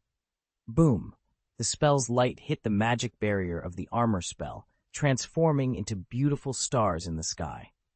Fleur's heart, which had been in her throat, finally calmed a little. But when she saw the boy leap from behind an elderberry tree, her blue eyes widened in shock. Something was wrong. As soon as this thought crossed her mind, two shouts came from behind Fleur and Triana simultaneously. The two Beauxbatons girls felt their bodies go numb, and their wands were wrenched away by a powerful force. "You could have taken their wands at once, Harry," Ron said, jumping up to grab Triana's wand. After landing, he grinned, "but you had to be a gentleman." "Oh, I'm not like Malfoy, cough," Harry said, remembering he was being watched by many. He corrected himself. "Malfoy and I are not the same. I don't like sneak attacks." Surrounded and disarmed, Fleur's face turned pale. But a second later, she regained her composure and turned to Harry with a smile as radiant as a flower. "Oh, Harry, it's you." Harry, approaching, felt a bit uneasy at Fleur's familiar tone, but tried to maintain a serious demeanor, resisting the urge to recall their dance. After nodding to Fleur and the desperate-looking girl beside her, he said, "Hello." "I'm afraid we won't have time to catch up, Harry," Hermione interjected, taking a breath and pointing her wand steadily at the two Beauxbatons girls. "Well, I think you know what we will ask for, right?" Fleur's relaxed smile caused Harry and the others to frown subtly. Her nonchalant tone made their hearts sink. "Unfortunately, it's gone," she said, spreading her hands with an innocent expression. Her words served as a reminder to her teammates. The girl named Triana glanced at Harry with a hint of smugness and remarked, "You're a step too late. A handsome yet troublesome boy and his crew have already stolen our school badge." End of this chapter. Chapter 1052, A Gentlemanly Gesture. The gentle breeze rustled through the woods, tousling Harry's unruly black hair. An hour later, the brighter sunlight finally pierced the dense canopy of the forbidden forest, casting strange patterns of light and shadow on the ground. After the Beauxbatons' warrior assistant spoke, both teams fell into silence. Ever since encountering Malfoy, Harry had been contemplating this possibility. The objective for the students in the physical education class wasn't to eliminate all the warriors, but to seize the school badges from their hands. However, Harry kept reassuring himself that Professor Blaine wouldn't arrange it this way, as no team would be able to win under such conditions. "Sorry, Fleur, we need to check." Hermione's expression was grim, as if she had anticipated this outcome. "It's up to you." Fleur, unlike her teammates, wasn't annoyed by the request. Instead, she turned around, opened her arms, and gave Harry a teasing smile. "Come on, Harry." Harry felt his face flush and turned away, while Ron averted his gaze as well. "All petrified!" Hermione cautiously cast the spell on Fleur and Triana before approaching them, causing Fleur to look displeased. After a thorough search, Hermione silently retreated and waved her wand to release Fleur and Triana from the petrification. "Sorry." Hermione placed their wands on the ground and nodded apologetically. Fleur merely turned up her nose and snorted in response. "Harry, Ron, Malfoy, and the others will be here soon." "We have to get out of here," Hermione urged, waving to Harry and Ron.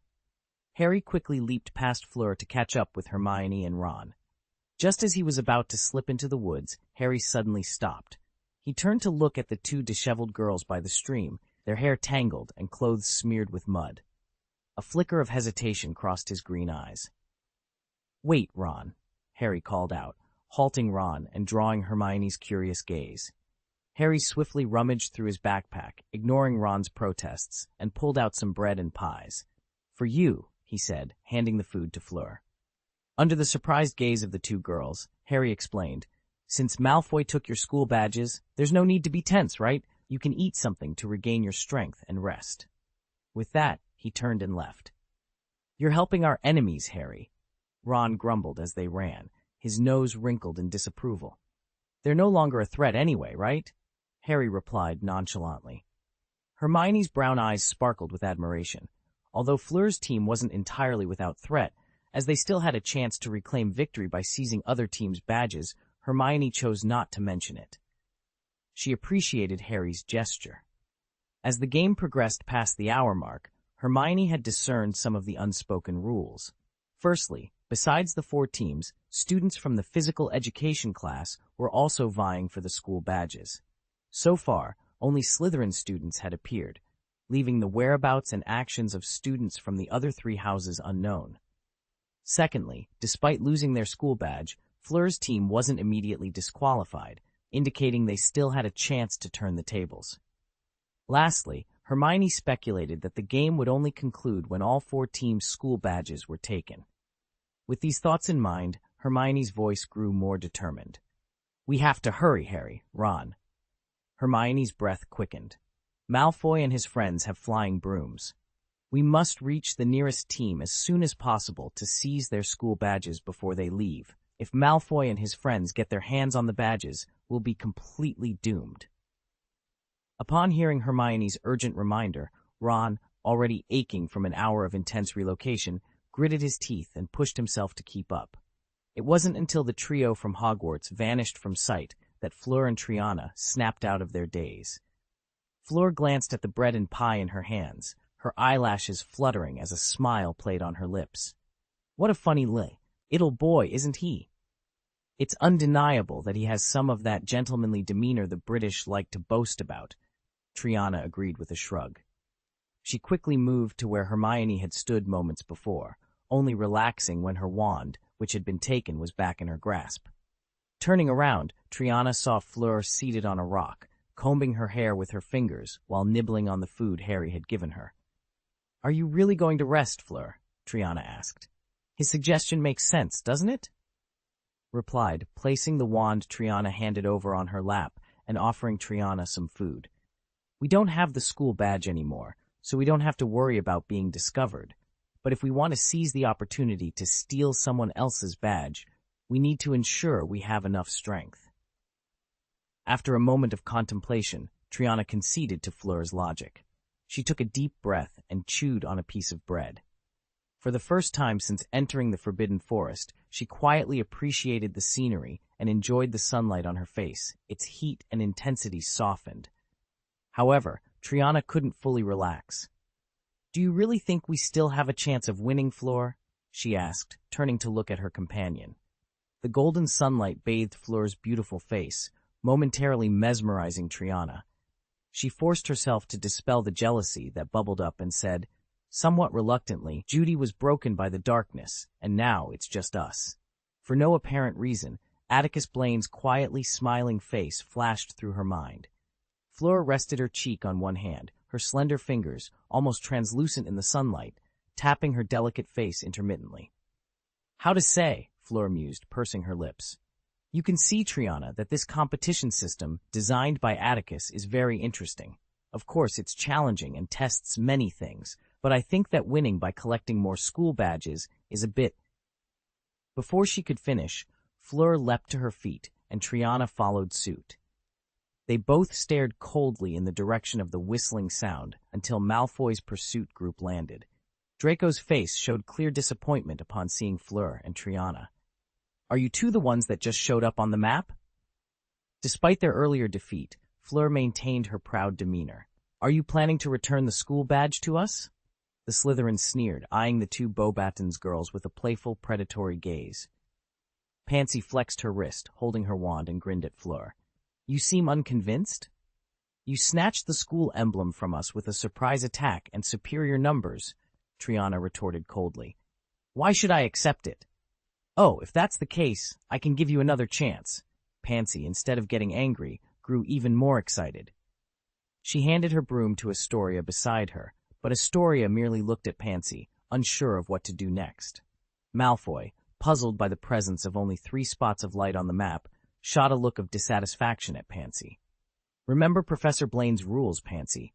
We can't attack a team without a school emblem," he reminded her sternly. Upon hearing this, Fleur raised her eyebrows in surprise. Malfoy was aware that the 2 Beauxbaton students had overheard him, but he was unfazed. He merely glanced at Fleur before mounting his broom once more. "Let's go," Malfoy instructed the Slytherin group, a twisted smile playing on his lips. "I think I can smell Potter." With that, several Slytherins mounted their brooms, ready to continue their search.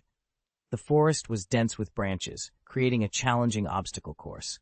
Fleur watched the Slytherin group with a cold gaze as they carefully navigated the branches, slowly floating in the air. Suddenly, a spark of determination ignited in her blue eyes. "The sound fell to the ground," she declared, her voice ringing out clearly through the forest as she raised her wand high. Her beautiful voice echoed, leaving a resonant impression in the air. End of this chapter. Chapter 1053, Furong's MVP moment. Furong's clear and decisive voice resonated through the dense woods. Several Slytherins, precariously perched on old brooms, were cautiously navigating the thick canopy, attempting to ascend into the sky. In this ancient forest, seldom visited by people, the vegetation was so dense that flying on a broomstick was perilous. Just as they reached 30 feet above the ground, a sudden, loud shout erupted from below, catching the Slytherins off guard and causing their expressions to change dramatically. Before they could react, an intense gravitational force was suddenly exerted upon them. Several Slytherins screamed as their brooms plummeted to the ground. The air was filled with the sound of branches snapping and bodies landing heavily. Some managed to land safely, while others found themselves hanging precariously from branches, swinging helplessly. Draco's head throbbed from the impact, and his vision, which had been spinning, finally steadied. The soft mud and his competition suit cushioned his fall, preventing him from losing consciousness. As he quickly got to his feet, he saw Blaze, Knot, and Daphne dangling from the treetops, while Millicent, less fortunate, had fallen into a stream, hitting her head on the pebbles and bleeding unconscious. His other teammates were struggling to stand, their faces pale with shock. Under the powerful effect of the falling spell, Draco couldn't find a single intact broomstick. Enraged, he shouted at Furong, "What are you doing, you stupid witch?" "That's an interesting question," Furong replied calmly, brushing water droplets from her hair. "You stole our school badge, and you don't expect us to retaliate?" "I'm going to kill you!" Pansy screamed as she stood up, her face contorted with anger. She raised her wand, ready to strike. "You're not allowed to attack a warrior team without a school emblem, right?" Furong said, her voice steady. She didn't flinch defensively like Triana, but remained composed. 2 spells shot from the tip of a wand, hitting Furong and Triana precisely. The two, who had already been petrified once by Hermione, were immobilized again. Draco released Pansy's wrist and dropped his wand, glaring at Furong with fury. "But if you attack first, we have the right to defend ourselves," Furong added. Suddenly, a distant roar echoed through the forest, causing the beleaguered pursuit team to tense. Draco quickly cut the branches entangling his teammates and used his wand to lift Millicent from the stream. As he looked at Millicent, unconscious and bleeding at his feet, his mouth twisted in frustration. He raised his wand and shot a red flare into the sky. Seeing Pansy attempting to gather the scattered branches, he snapped, "Leave it, Pansy. It's useless. Everyone." He cast another venomous glance at Furong and barked, "Follow me. There are at least 2 teams fighting over there. We have the advantage. They can't escape." With that, the Slytherin pursuit group, nursing minor injuries, hurried towards the source of the commotion, leaving Millicent alone, awaiting rescue. Just a minute later, Snape descended from the sky on a broomstick. He waved his wand, placing Millicent on a stretcher. Ignoring the pleading looks from the petrified Furong and Triana, he departed with the stretcher. Outside the Forbidden Forest, in the viewing stands, the crowd erupted in cheers and applause for Furong's brilliant spell. The subsequent plight of the 2 beautiful girls drew sympathetic sighs from the audience. Atticus Blaine. The game had just officially begun. The situation began when a team member withdrew due to a mental breakdown and subsequently became a target for the pursuit group, losing his school badge in the process. Madame Maxime's restraint in not immediately overturning the referee's table demonstrated her self-control. Thus, Atticus Blaine could fully comprehend the displeasure on Madame Maxime's face as she addressed him. "Doesn't this situation require special intervention?"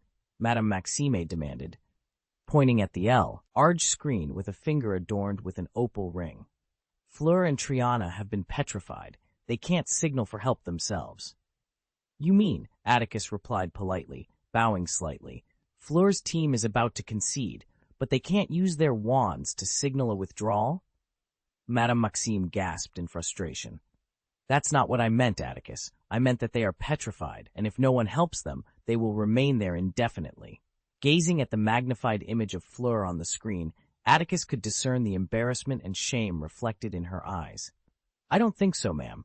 You know, the team positions are refreshed every half hour. Someone will eventually check on them. What if no one goes, or if those who do aren't as kind-hearted as Harry Potter? Madame Maxime questioned, her brow furrowed. That would be unfortunate, Atticus conceded. Meanwhile, Dragorn, observing the Durmstrang team struggling, remarked sourly, "They've just lost the game." The question of whether it was easier to obtain a school badge from the participating warrior team or from Malfoy and his friends was one that required little contemplation. "Quick," urged Hermione as the trio sprinted through the woods at top speed. Yet, she remained unsatisfied. "We must secure a school badge and hide before Malfoy and his group arrive. If they get here first, our options will be severely limited. I hope we encounter Victor's group." Harry panted, his breath sounding like a bellows. Nearly an hour and a half into the game, he could feel his stamina waning. "If it's Neville and the others, we'll be in big trouble," he added breathlessly. Perhaps fortune finally smiled upon them. As Harry, leading the charge, leaped down a slope, he caught sight of a figure about 200 feet to his right. The figure grabbed a vine hanging in the air and swung across a rain-eroded gully.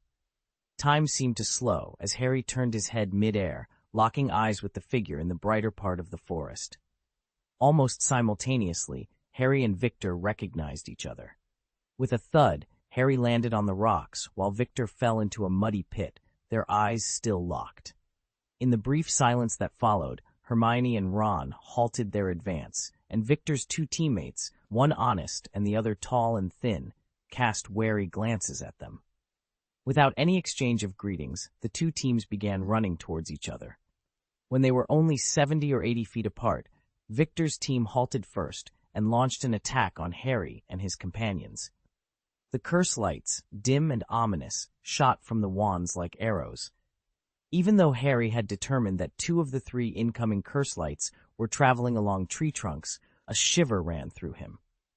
The rushing curse lights carried a power unfamiliar to Harry, suggesting the rumors of dark magic being taught at Durmstrang might be true. As this thought crossed his mind, a flicker of anger ignited within him. Objectively, their relationship with Victor had been amicable. Even in this adversarial situation, Harry believed Victor should not resort to such measures. The air was thick with tension as Atticus Blaine watched Victor and his team instinctively unleash their most powerful spells. In the heat of the moment, it was understandable why they resorted to such drastic measures. The spells, however, went astray, striking nearby tree trunks and igniting them with an eerie gray flame. As Atticus deftly sidestepped Victor's spell, he caught a whiff of the acrid, unpleasant odor emanating from the burning wood. It was clear these flames were far from ordinary.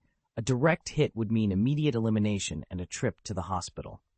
All-out attack! Resolve it as quickly as possible! Hermione's voice rang out from behind Atticus as the gap between the two teams narrowed to 50 feet. Her command was sharp and decisive, prompting the trio to swiftly reorganize their chaotic charge into a precise formation. They moved like a sharp triangular arrow, exuding an intense, focused energy as they advanced on the disoriented Durmstrang team.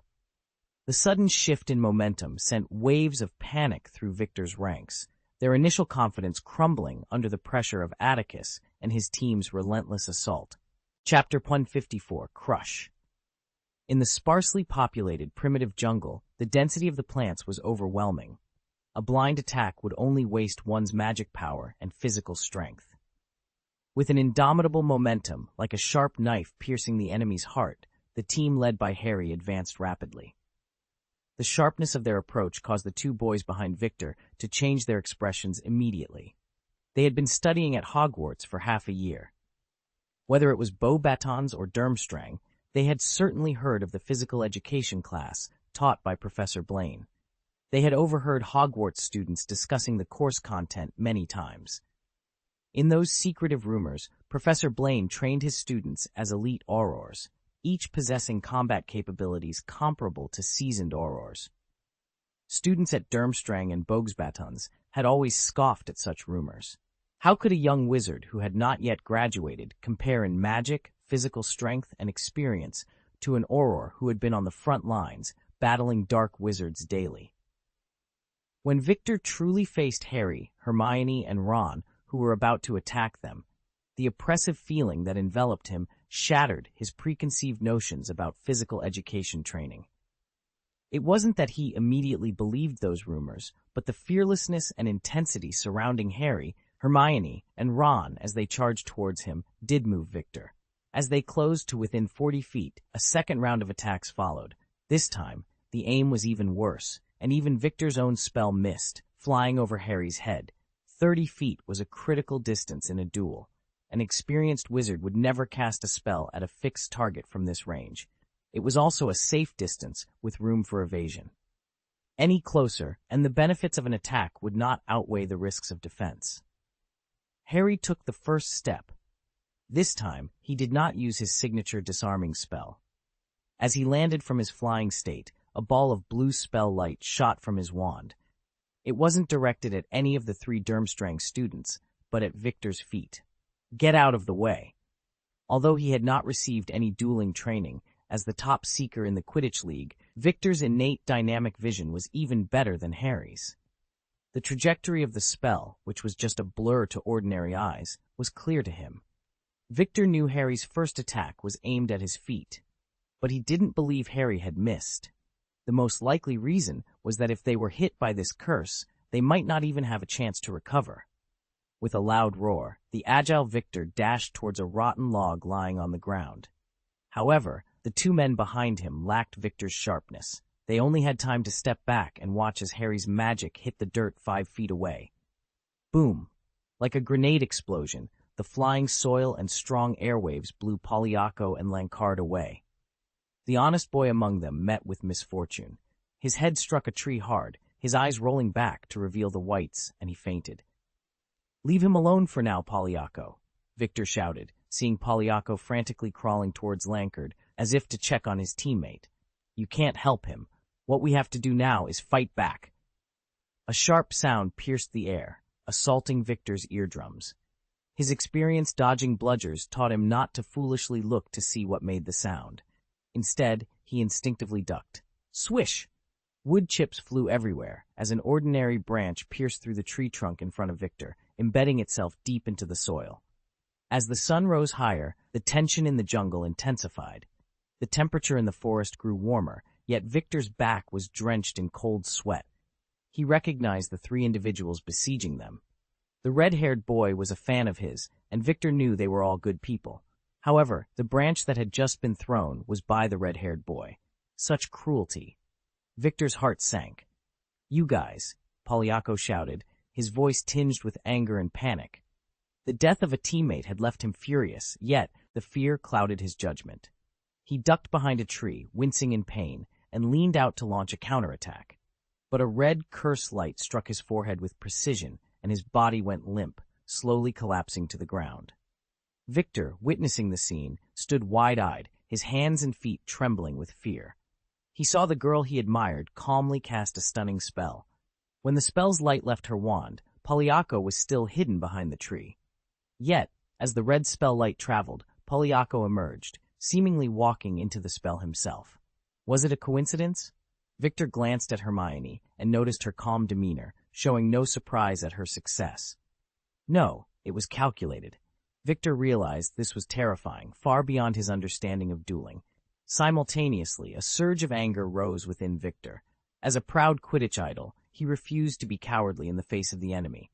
He leaped forward, rolling on the ground to hide behind a spruce tree, away from the fallen, rotting tree that was about to be obliterated by the violent spell. Then came the counterattack. Learning from Polyacco's mistake, Victor didn't rush to reveal himself. Instead, he cast a blue moonlight spell in the direction of Harry and the others. Rumble. The sharp blade of light sliced through several trees, causing them to crash to the ground, and raising a cloud of dust that obscured the view for both sides. Exchanging glances, Hermione and Ron quickly moved away from Harry's back, crouching to flank him from the left and right. Meanwhile, Harry raised his wand, conjuring a strong gust of wind to disperse the thick smoke. Spotting a fleeting black shadow in the haze, Harry approached slowly, his wand leaving an afterimage in the air. Crack! The brilliant red lightning overwhelmed the sunlight filtering through the woods. Wherever the lightning struck, explosions crackled, filling the air with the scent of charred wood. Harry was determined not to let Victor raise his head, relentlessly pushing his attack to the limit. Hermione and Ron finally reached their positions. Victor, overwhelmed by the barrage of explosions, suddenly felt the pressure ease. But before he could plan a counterattack, a disarming spell shot from a bush in front of him, snatching his wand away. "School badge," Harry demanded. He, Ron, and Hermione, their faces pale as snow, surrounded Victor. A hint of pity flickered in Hermione's eyes, but she extended her hand toward Victor. Covered in ash and sawdust, Victor looked at Hermione, his mouth agape, eyes flickering. After a few moments of silence, he retrieved a slate engraved with the Durmstrang school emblem from his pocket. Hermione took the school badge and whispered, "Sorry." The trio then rushed into the Forbidden Forest without hesitation. About 10 minutes later, Draco and his group arrived at the scene. The lingering smoke caused the Slytherins' expressions to change. Draco scanned the battlefield with a steely gaze. Atticus Blaine's sharp gaze quickly identified one of the two warring factions.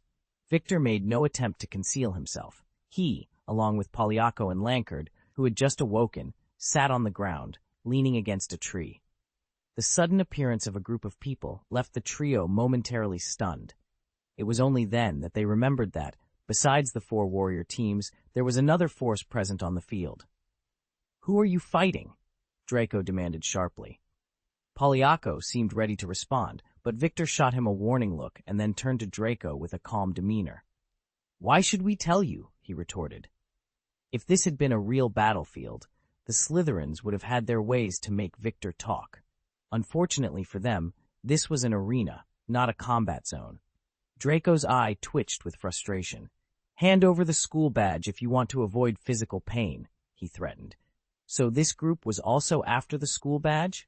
Victor quickly grasped the crucial information, but maintained his composure, offering only a sarcastic smile. "Do you really think we still have the school bad?" "Gee," he replied, end of this chapter. Chapter 1055, It's All in Vain. Victor's question left the Slytherins speechless.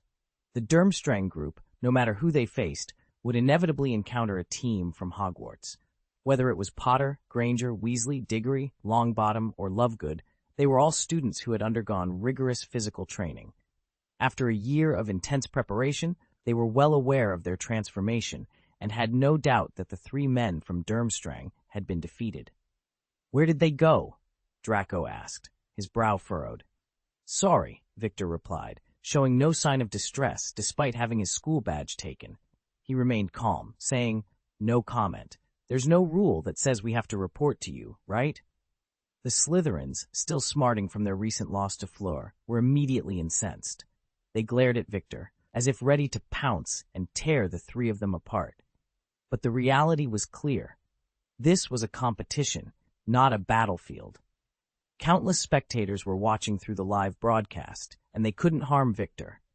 However, discovering the whereabouts of the other team that had just fought there wasn't difficult. After some investigation, they quickly found the hurried footprints of the three who had left. With a cold glance at the Durmstrang trio observing their actions, Draco and his team swiftly pursued them. Victor, Polyacco, and Lankadel remained silent, watching the Slytherins depart. Only when they vanished from sight and their footsteps faded did they relax. "They're also after the school badge," exclaimed the tall and thin Polyacco, who had been trying to maintain his composure. Now, he was sweating profusely and gasping for air, as if he had just been pulled from drowning. He clutched his chest, disbelief etched on his face. "I can't believe how lucky we are." "There's not much time left. The location will refresh soon," Victor said, his face pale. "We need to get out of here quickly, or they'll come back for us." Another location refresh was imminent. The identities of the other three light spots on the map were no longer a mystery. Fleur and Triana were still recuperating by the creek. Victor's team had left the battlefield, but hadn't gone far. They would likely encounter Malfoy and his team. Meanwhile, Cedric's team had ventured a bit deeper, skirting the map's border. After memorizing everyone's positions, Hermione tucked the blackboard back into her sports jacket pocket and simply said, "Go." They resumed running, heading towards the outer area. But after only 5 minutes, as they moved away from the designated location, Ron, who was trailing behind, suddenly cried out in pain. Harry turned to see Ron on the ground, clutching his leg and whimpering. "He's got a cramp!" Harry exclaimed, rushing over to help Ron. Without a word, Hermione pointed her wand behind them, erasing their footprints, and then aimed it at a nearby pit. Together, she and Harry dragged Ron into the widened pit. The three of them huddled together, and Hermione waved her wand to camouflage the pit's entrance with fallen leaves. Silence enveloped them, broken only by their suppressed breathing. 10 minutes later, Harry heard Draco's angry curses nearby. "If that stupid girl hadn't broken our broomstick," Draco fumed. In the pit, Harry, on the verge of fainting, opened his eyes slightly. Malfoy and his broomstick were out of commission? That was excellent news. After another 5 minutes, Draco abandoned the search, though Daphne from his team had been less than 10 feet away from them at one point. The Slytherins left quickly, planning to linger nearby, waiting for the next position update. Hermione waved her wand weakly, scattering the fallen leaves and allowing the sunlight to filter through. Harry tilted his head reluctantly, noticing Ron squinting as if he were about to faint. Hermione lay on the ground, unconcerned about her appearance, her mouth slightly open like a fish gasping for rainwater. Harry grinned, knowing his condition was not much better than Hermione's or Ron's. 4 refreshes had passed, and 2 hours and 15 minutes had elapsed. The intense fighting and constant movement had drained their last reserves of energy. After another 2 minutes, Harry finally mustered the strength to speak. "Are Neville and the others still there?" Hermione, looking extremely weak, simply nodded in response. Harry grinned again. They had figured out their group strategy. Sit back and let others do the fighting. What a brilliant idea. Who came up with this? Cedric's not as clever as Neville. He's outsmarted Fred and George now, Harry said, exhaling deeply. Are we being a bit too obvious, Hermione? Hermione remained silent, but Ron stirred from his daze. He smiled wryly, attempting to sit up using his arms, but after 2 failed attempts, he resigned himself to lying in the mud. The 3 of them understood without words. Their physical and magical energy was utterly depleted. In their current state, even a few first-year wizards could easily overpower them. After another 2 minutes of silence, Ron tried to sit up again. This time, he succeeded and pulled out the backpack he had been carrying. It was already past 11 in the morning, and after a morning of running around, the squashed and misshapen food inside looked like a feast to them. Harry had never tasted anything as delicious as the Hogwarts kitchen's offerings at that moment. He devoured 3 sausages, 2 potato pancakes, and a stack of bread in no time, finally feeling as though he had escaped the brink of starvation. Just as he reached for his backpack again, Hermione stopped him. Seeing his puzzled and aggrieved expression, Hermione said firmly, "The rest is for our dinner, Harry." "Dinner?" Ron almost cried. "Do you really think we're going to have dinner in the Forbidden Forest, Hermione? Only Slytherin has shown up so far. I don't believe the others are hiding in the woods to rest." "Ron, Professor Blaine must have assigned them other tasks," Hermione explained. Ron had no response. After reluctantly licking the residue off his fingers, he leaned back against the ground, feeling utterly defeated. "What are we going to do later? Go and steal Diggory's school badge? I dare say, given our current situation, we'll definitely get a good beating." Hermione didn't answer, but frowned, as if deep in thought.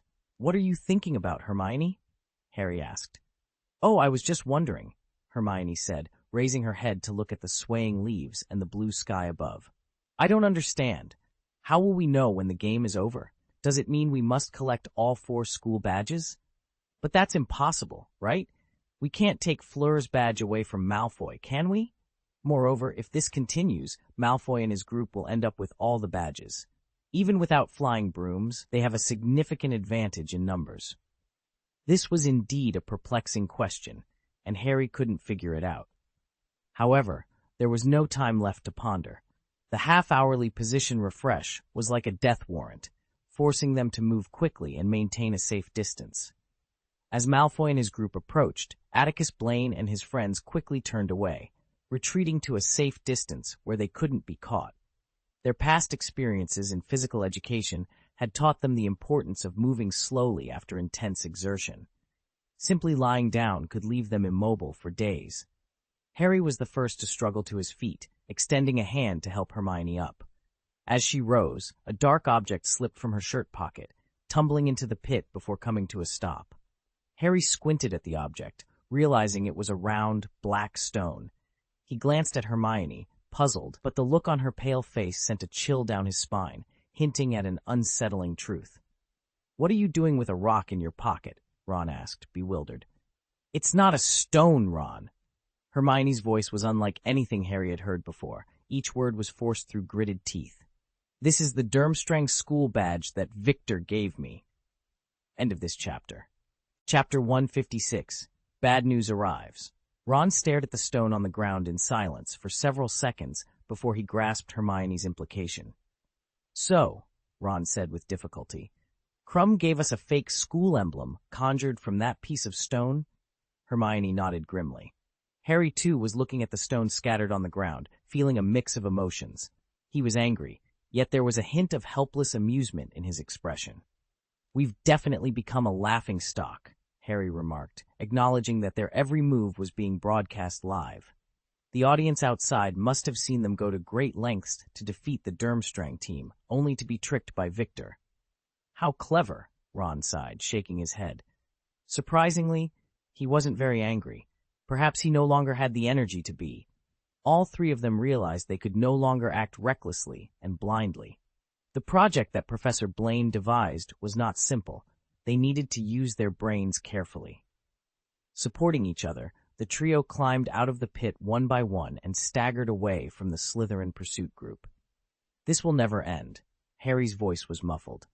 "Malfoy will definitely chase us or Neville next. Even if they lose the ability to move quickly, we've expended a lot of energy. With our position exposed every half an hour, we have no way to rest properly. Sooner or later, we'll be caught." "I'm more concerned about the conditions for victory and where the other students in the gym class are," Hermione said expressionlessly, supporting Ron alongside Harry. "If we can't figure out these two issues, our actions will have no direction." Ron looked despondent. "The condition for victory is that Fleur lost her school badge, but wasn't expelled from the competition, and her badge was taken by Malfoy. Krum and the others must have encountered Malfoy, so Malfoy has two school badges." "Uncertain," Harry interjected, his face serious. "Although Krum and his team can't fight Malfoy, he might blame us. I mean, he might tell Malfoy that we took their school badge. If Krum really said that, Malfoy would believe it, knowing the gap between the other two teams and us." Ron considered this and nodded.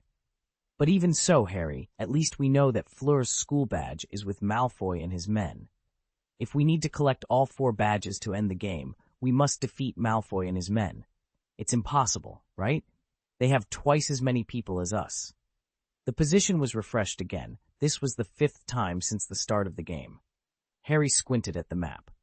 Now only 2 blue spots remained. "Krum probably met up with Fleur and the others," Harry said, staring at the point of light a little closer to them. Hermione and Ron nodded in agreement. What surprised them was that Cedric, Neville, and Luna, who had been lingering around the edge of the arena, began to approach the center. Are they finally willing to join the game? Ron couldn't help but sneer, despite being on the same Hogwarts team. They may have judged that the school badges in the hands of our 3 teams have been gathered by one party, so they decided to join the battle. Hermione looked worried. "It's definitely not appropriate for us to meet Cedric and the others now, right? Once we meet, we must fight. Otherwise, it would be too despicable. So many people are watching us. But if they meet Malfoy, judging from their actions, they may not know yet." Harry's mind raced with possibilities. They had several options to consider. The first was to avoid Neville, who was coming towards them, as well as Malfoy, and his crew would soon catch up to them. They needed to take a roundabout route, find Krum, and reclaim the real Durmstrang school emblem. After some rest and replenishment of food, their physical strength and magical power were restored. However, the Durmstrang team hadn't brought any food into the forest, and their energy was significantly depleted. Comparing the two groups, the likelihood of successfully reclaiming the school emblem was high. Secondly, they could meet Ced, Rick, and the others. In their current state, it was impossible for them to defeat Cedric, Neville, and Luna. So, even if their school badges were taken away, at least Hogwarts would benefit. Moreover, they could also warn Cedric to be cautious of Malfoy's pursuit. Thirdly, they could learn from Cedric and his friends' previous actions and stay away from the battlefield entirely. They could wait until they were almost fully recovered before re-entering the fray. However, by then, Cedric's school badge might have already fallen into Malfoy's hands. "Whatever," Harry muttered as the light on the blackboard went out, forcing them to make a quick decision. "We can't escape Malfoy and the others in the end," he said, lowering his brows in thought. "Definitely," Ron agreed with a gloomy expression. "Even if we keep playing them in circles until Christmas, we'll have to face them eventually, unless we just give up the game." "So," Harry's voice was soft, and his green eyes flashed with determination. "This means we can't avoid confronting Malfoy and the others. We might also try to gather information from them." "Only if we can actually defeat them, Harry," Hermione warned, fearing Harry might act impulsively. Harry raised his head. His face was still pale, but the twinkle in his eyes was brighter. "I know we can't do this normally, Hermione, but if—" Harry suddenly clenched his fists, his expression resolute. "I have an idea. Let's go. We won't meet up with Neville and the others. Let's go back." "Where?" Ron immediately asked. "Are you planning on going back to Krum?" "No," Harry shook his head slowly. "Even if we get the Durmstrang school badge, it will eventually be taken away by Malfoy. Let's go to the place where we first appeared in the Forbidden Forest." As he said this, Harry turned around, changed direction, and walked forward, to where we emerged in the Forbidden Forest. Ron looked surprised and followed. "But why are we going there? There's nothing there but a lot of damn devil's snares, Harry." By noon, Hogwarts, anticipating a long competition, arranged for the elves to provide lunch for the spectators and referees. While a sumptuous banquet wasn't possible in the cramped viewing area, Atticus Blaine had already instructed the house elves to prepare mainly fast food. At the referees' table, Amelia took a few bites of the sliced grilled sausages, leaving the sandwich untouched. To be honest, this way of watching the game was quite novel. Even the knowledgeable wizards in the referee's seat were unusually excited. They just experienced a bad defeat, but they managed to rally and take the next step immediately. "Such tenacity is very admirable," Amelia remarked, watching Hermione, Harry, and Ron on the big screen. She tilted her head with interest and asked Atticus, "But I really can't guess their next plan of action."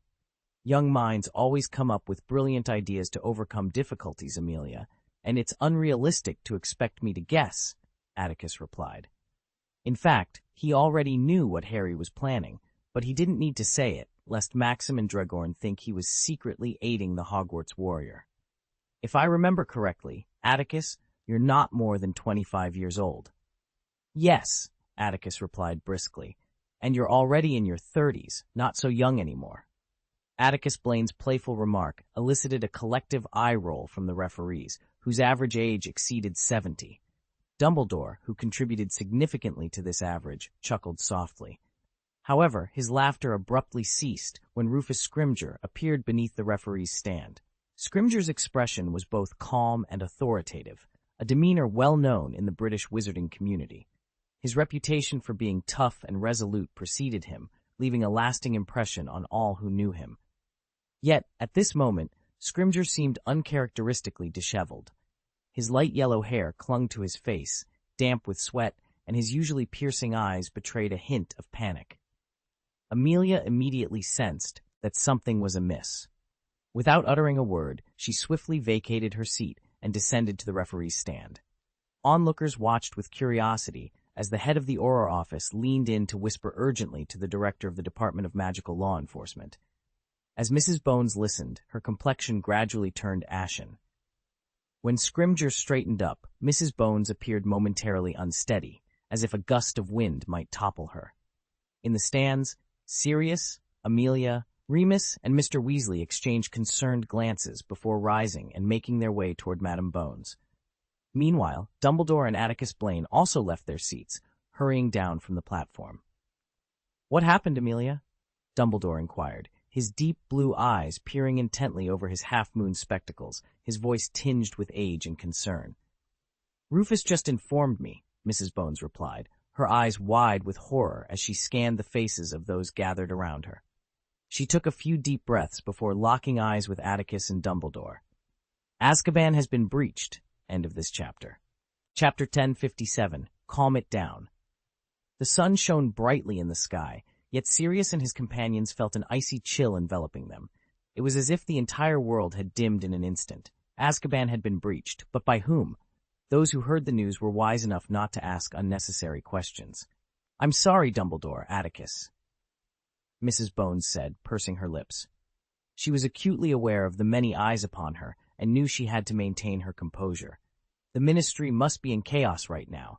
I need to return and take charge of the situation." "Wait a moment, Amelia." It seemed as though fate had already been sealed and the horn of war had finally sounded. Atticus felt a sense of relief, though his heart remained steady. He turned to Scrimgeour and asked calmly, "How many have been confirmed to have escaped Azkaban?" Scrimgeour began listing familiar names, each one more chilling than the last. Sirius and Remus clenched their fists unconsciously, their faces paling. These were the most relentless and fanatical Death Eaters from the last war. "And you apprehended Adam Vogel and Jasna Rosier in Germany, along with some remaining members of the witch party. Vicia Cleona was also rescued," Scrimgeour continued, his breath ragged. "These were all extremely dangerous dark wizards, each capable of wreaking havoc on the wizarding community. Now, they had banded together, and it was hard to imagine the drastic changes that might befall the British wizarding world." Atticus remained silent for a moment, a fleeting glimmer of satisfaction passing through his eyes unnoticed. "I'm more concerned about," Mr. Weasley interjected in a high, off-key voice. "How did they manage all this? Could it be that you know who led the Death Eaters to infiltrate the Ministry of Magic?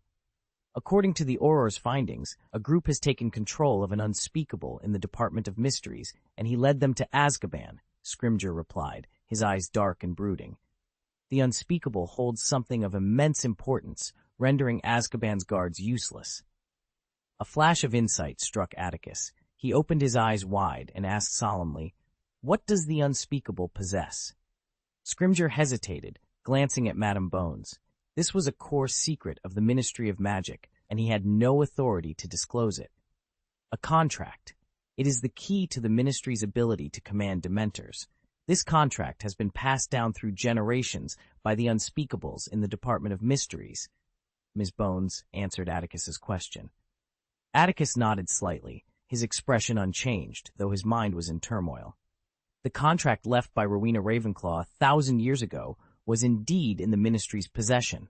While the contract to control Dementors held little value for Atticus, this incident confirmed another of his suspicions. That stone door. He had seen it once in the underground lair on the island of Azkaban, and again in the memory left by Helga Hufflepuff. The stone door leading to the starry sky should also be housed in the Department of Mysteries, and this was what Atticus was determined to obtain. Dumbledore observed the silent Atticus thoughtfully and posed the question that concerned him most. "I suppose Cornelius is aware of the situation, Rufus. What is he doing?" "He has ordered all the strikers to hunt down the criminals who escaped from Azkaban and has attempted to suppress the news," Scrimgeour replied, his mouth twitching. "But there's no way to track them down. They killed the Unspeakables and used a portkey to leave Azkaban. We aren't even sure if they're still in the country. As for suppressing the news, it's impossible. Nearly everyone in the Ministry has heard about this incident today. Many have already submitted their leave requests. I believe that by tomorrow the whole world will know about this." Fudge was finished. At that moment, everyone silently condemned the Minister of Magic. Such a catastrophic event hadn't occurred in over a decade. Those who heard about it would be gripped by uncontrollable panic, unless the Ministry of Magic managed to capture all the fugitives. However, everyone knew that was impossible. Those Dementors. Sirius, who had spent more than 10 years in Azkaban, suddenly realized something and asked urgently, "The Death Eaters have obtained that magical contract, right? That means the Dementors have also joined the rebellion and no longer obey the Ministry's orders. How will the remaining prisoners in Azkaban be guarded?" After Sirius's question, everyone except Atticus Blaine, who remained calm, and Dumbledore, whose frown deepened, showed varying degrees of panic, including Scrimgeour, who had broken the news. "They are still in Azkaban to guard the prisoners." The color drained from Scrimgeour's face. In their panic, they had indeed overlooked this problem. But yes, the contracts are lost. They are indeed unreliable. We must alert the Ministry as soon as possible and decide whether to transfer the prisoners first. "I'll go with you, Rufus," Mrs. Bones said firmly. "I have to talk to Connolly as soon as possible. Now is not the time to let him continue to act willfully." "I'm not suggesting that, Amelia," Atticus said calmly, turning to look at Dumbledore. He knew Dumbledore still held out hope that Fudge would change his mind.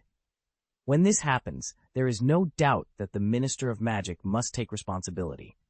If you go to Fudge now, no matter what you say, he will see it as you forcing him to step down. That will push Fudge to extremes, even though you are indeed doing the right thing." "Atticus," Remus couldn't help but interject. "Are we just going to do nothing?" "The Ministry is already on a manhunt, isn't it?" Atticus replied. "As for blocking the news, we all know it will soon spread everywhere, but if the Ministry of Magic remains silent, many people will be skeptical. So for now, it is indeed a way to suppress the spread of panic." Sirius almost thought he had heard wrong. Atticus Blaine actually agreed with Fudge. The two of them were obviously adversaries. However, upon reflection, Sirius had to admit there was some truth in what Atticus said. "Panic spreading does us no good at all," Atticus continued. "The best course of action now is to stay calm and see how the situation develops." The group accepted Atticus's opinion, and Dumbledore did not make trouble, which relieved Atticus. He had long anticipated the Azkaban prison break, and both he and Dumbledore were tacitly aware of it. They acquiesced because, firstly, since Fudge did not acknowledge Voldemort's resurrection, they had no right to interfere. Secondly, Dumbledore hoped to use this incident to wake Fudge up and make him face the reality of Voldemort's return. But Atticus knew this was an old problem of Dumbledore's, always hoping to save people from losing their way. The reason Atticus allowed this to happen was due to multiple considerations. First, to force Fudge and Umbridge into a desperate situation, and then to remove them from their positions. He didn't have the patience to wait another year for the next ministerial election. But Voldemort likely wanted Fudge to remain in power for a while longer to buy time to gather strength. In any case, Dumbledore would not appear in public until it was absolutely necessary. "There is something I want you to take on next," Atticus said, looking at Sirius with a stern expression. "What's up?" Sirius responded solemnly. "Amelia's safety," Atticus replied. Scrimgeour stated, "From this moment on, the wizarding world is in a state of war, and ensuring Amelia's safety is paramount." Sirius, well aware of Mrs. Bones' significant role within the Ministry of Magic, nodded solemnly. "You have my word." "I will be cautious, Atticus," Amelia replied, understanding that Atticus Blaine was cautioning her. She agreed and then shifted her focus to a large screen positioned at the edge of the Forbidden Forest. On the gleaming display, a boy with black hair, striking green eyes, and a lightning-shaped scar on his forehead was doing his utmost to distract the monster. Harry Potter. End of this chapter. Chapter 1058. Intelligence Check. The location had been refreshed for the 5th time. In a secluded, low-lying area draped with vines and blanketed by low ferns, Atticus Blaine and his 2 companions were nibbling on wild fruits they had foraged from nearby trees. Their eyes were fixed intently on the map displayed on the blackboard before them. The first thing that caught Atticus's attention was the team lingering on the field's periphery, which had finally begun to reveal its competitive intentions. Based on the map's current positions, it was clear that when the location refreshed next, this team would venture deeper into the scorched area. Their timing was fortuitous. From previous map updates, it seemed this team had realized that another group had already encountered 2 teams, including their own. In the eyes of this shrewd team, The 3 school badges were likely concentrated in the hands of 1 or 2 teams. After at least 2 skirmishes, the teams at the map's center would have expended significant energy. This team, having conserved its strength, was poised to seize all the school badges while the others were still catching their breath. It was a clever strategy, undoubtedly devised by a cunning mind. They had already crossed paths with Hermione's team, which was now positioned some distance away.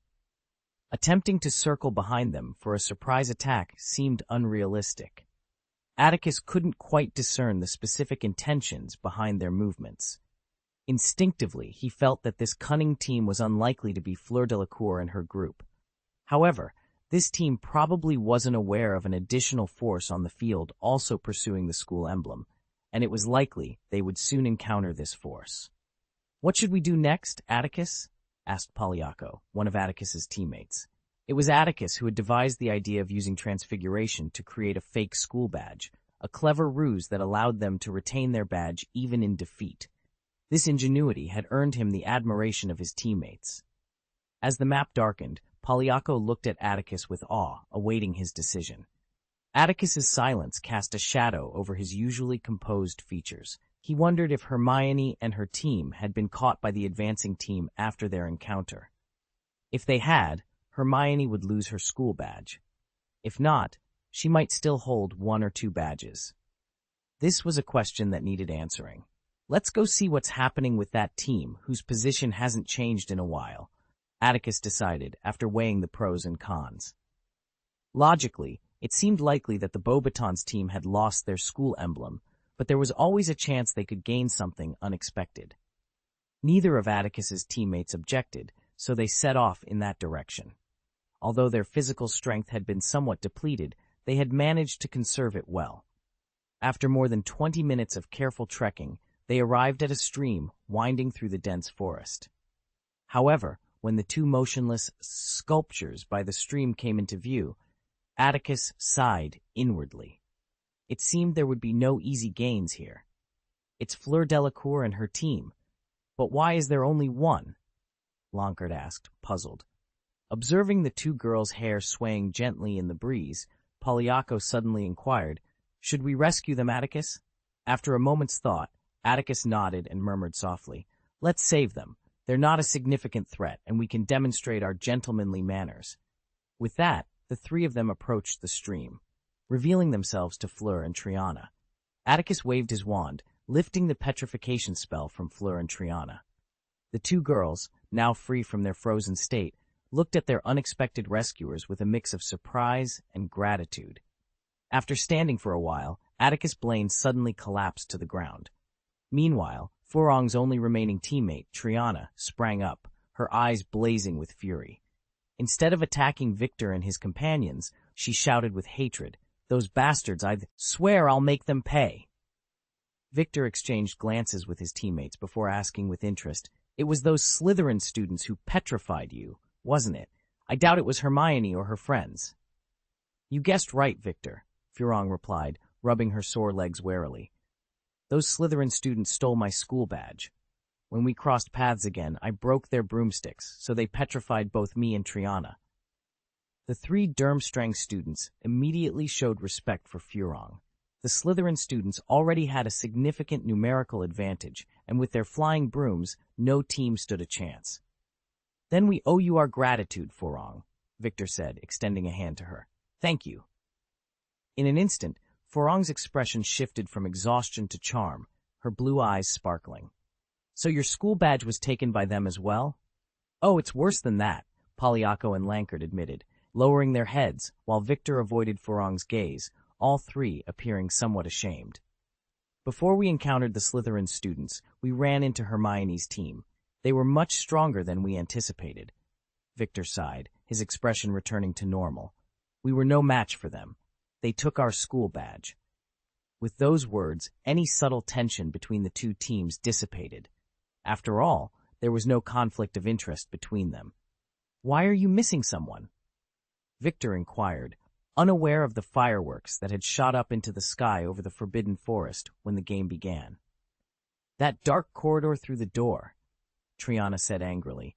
"We finally overcame that level, but as soon as we appeared in the woods, we ran into exploding-ended scroots and young mandrakes. Judy completely collapsed and gave up the game. Is that so? Victor said with some surprise. I thought we were the only ones so unlucky. We encountered 2 eight-eyed spiders and a patch of knotweed. After hearing Victor's account, Triana couldn't complain. It seemed all teams had faced challenges upon arrival. They sat down to rest, and Victor offered some green wild fruits to Furong and Triana, which made Furong smile at him again. However, after tasting the wild fruit, Furong decided not to let it near her lips again. She gracefully rubbed her elegant calves. We've all lost our school badges now. Does Hermione Granger still have her team's badges? Furong asked. We don't know, Victor admitted. After learning that our badge was taken by Hermione's team, the Slytherin students went after them. I don't know if they succeeded, but Cedric shouldn't have encountered any Slytherin students yet. So, Triana speculated, wrinkling her nose, all 4 school badges are in the hands of Hogwarts students? Well, Furong mused, pursing her lips and gazing up at the sky with her blue eyes. Cedric's team must still have their badge, right? Of the other 3, at least one is with the Slytherins. Perhaps they have all 3 if Granger's team encountered them. Boom! Like a thunderstorm, a deafening roar echoed throughout the Forbidden Forest. The 5 of them, who had been resting, jumped up in shock, looking in the direction of the sound. Victor suddenly realized they had missed the 6th position refresh time, too engrossed in exchanging information and chatting with Furong and the others. Who could be fighting there? Furong wondered aloud, having missed several location updates and losing valuable information. That direction, if I'm not mistaken, Victor's voice quivered slightly, should be where the Slytherin students and Cedric's team are. Oh? Quiana's voice trailed off as she turned to Furong with excitement. Slytherin Fleur, it seems our opportunity for revenge has finally arrived. End of this chapter. Chapter 1059, Ambush. The roar was so deafening that even the surrounding tree trunks trembled slightly, indicating that the 2 warring parties were not far away. Furong sprang up from the ground with agility, her expression serious as she looked in the direction of the thunderous sound. Let's go, Fleur, Triana urged anxiously. This is a good opportunity for us to get our school badge back, right? Furong didn't respond immediately. Instead, she frowned slightly, lost in thought. From her perspective, this wasn't the ideal moment to reclaim their school badge. Based on Victor's account of their previous encounter with Granger, Atticus Blaine's students were indeed superior in dueling skills and had stronger combat capabilities. The current combatants were both students of Atticus, but the Slytherin group had a significant numerical advantage. Given this, they were fully capable of seizing Cedric Diggory's school badge and then turning their attention to them. Let's go there, Furong decided after a brief hesitation, making what seemed to be an irrational choice. Wait, Victor interjected before Furong could move. He voiced the concern that had been troubling her. If you want to take advantage of the situation, Fleur, I think the chances of success are slim. The Slytherin students will likely emerge victorious. There are 8 of them now. Even if we send out half, we'll still be outnumbered against Diggory's team. I know, Furong replied in a relaxed tone. But for us, this is a rare opportunity. We don't have to worry about whether it's right or wrong because our school badge has already been lost. From what I understand, Slytherin students cannot attack a team that has lost its school badge unless we initiate the attack. Is there really such a rule? Victor's interest was piqued. It was highly probable that the Slytherin students would win, and in their eyes, their team had already lost the school emblem. They could simply go and observe the spectacle. If the Slytherin team won the duel easily, they could just enjoy the show. However, if the Slytherin students suffered significant losses, it would be a golden opportunity for them. They could definitely team up with Furong and eliminate these competitors from the contest. At this stage of the game, aside from Cedric and his friends who had just encountered Malfoy, the other 3 had clearly realized one thing. The massive Slytherin team was their greatest challenge. If they didn't defeat them, any effort to snatch someone else's school badge would be futile. We'll go with you, Victor declared, taking a deep breath and speaking with determination, surprising his 2 teammates behind him. Hurry up, we've wasted too much time and only have one school badge. This time, we must gain something. Malfoy put away his map board, a flush of excitement appearing on his pale skin. According to the map's results, they were only one grid away from the nearest team. Based on their previous sniping experience, this team couldn't be from Durmstrang or Beauxbatons. It had to be one of the two teams from Hogwarts. The Slytherins could hardly contain their excitement at the thought of confronting Cedric, the warrior chosen by the Goblet of Fire, and two physical education assistants. And if they encountered Potter later, things would become even more thrilling. They wouldn't hold back until they forced Potter and his companions to beg for mercy. The Slytherins felt no psychological burden when attacking the Hogwarts team.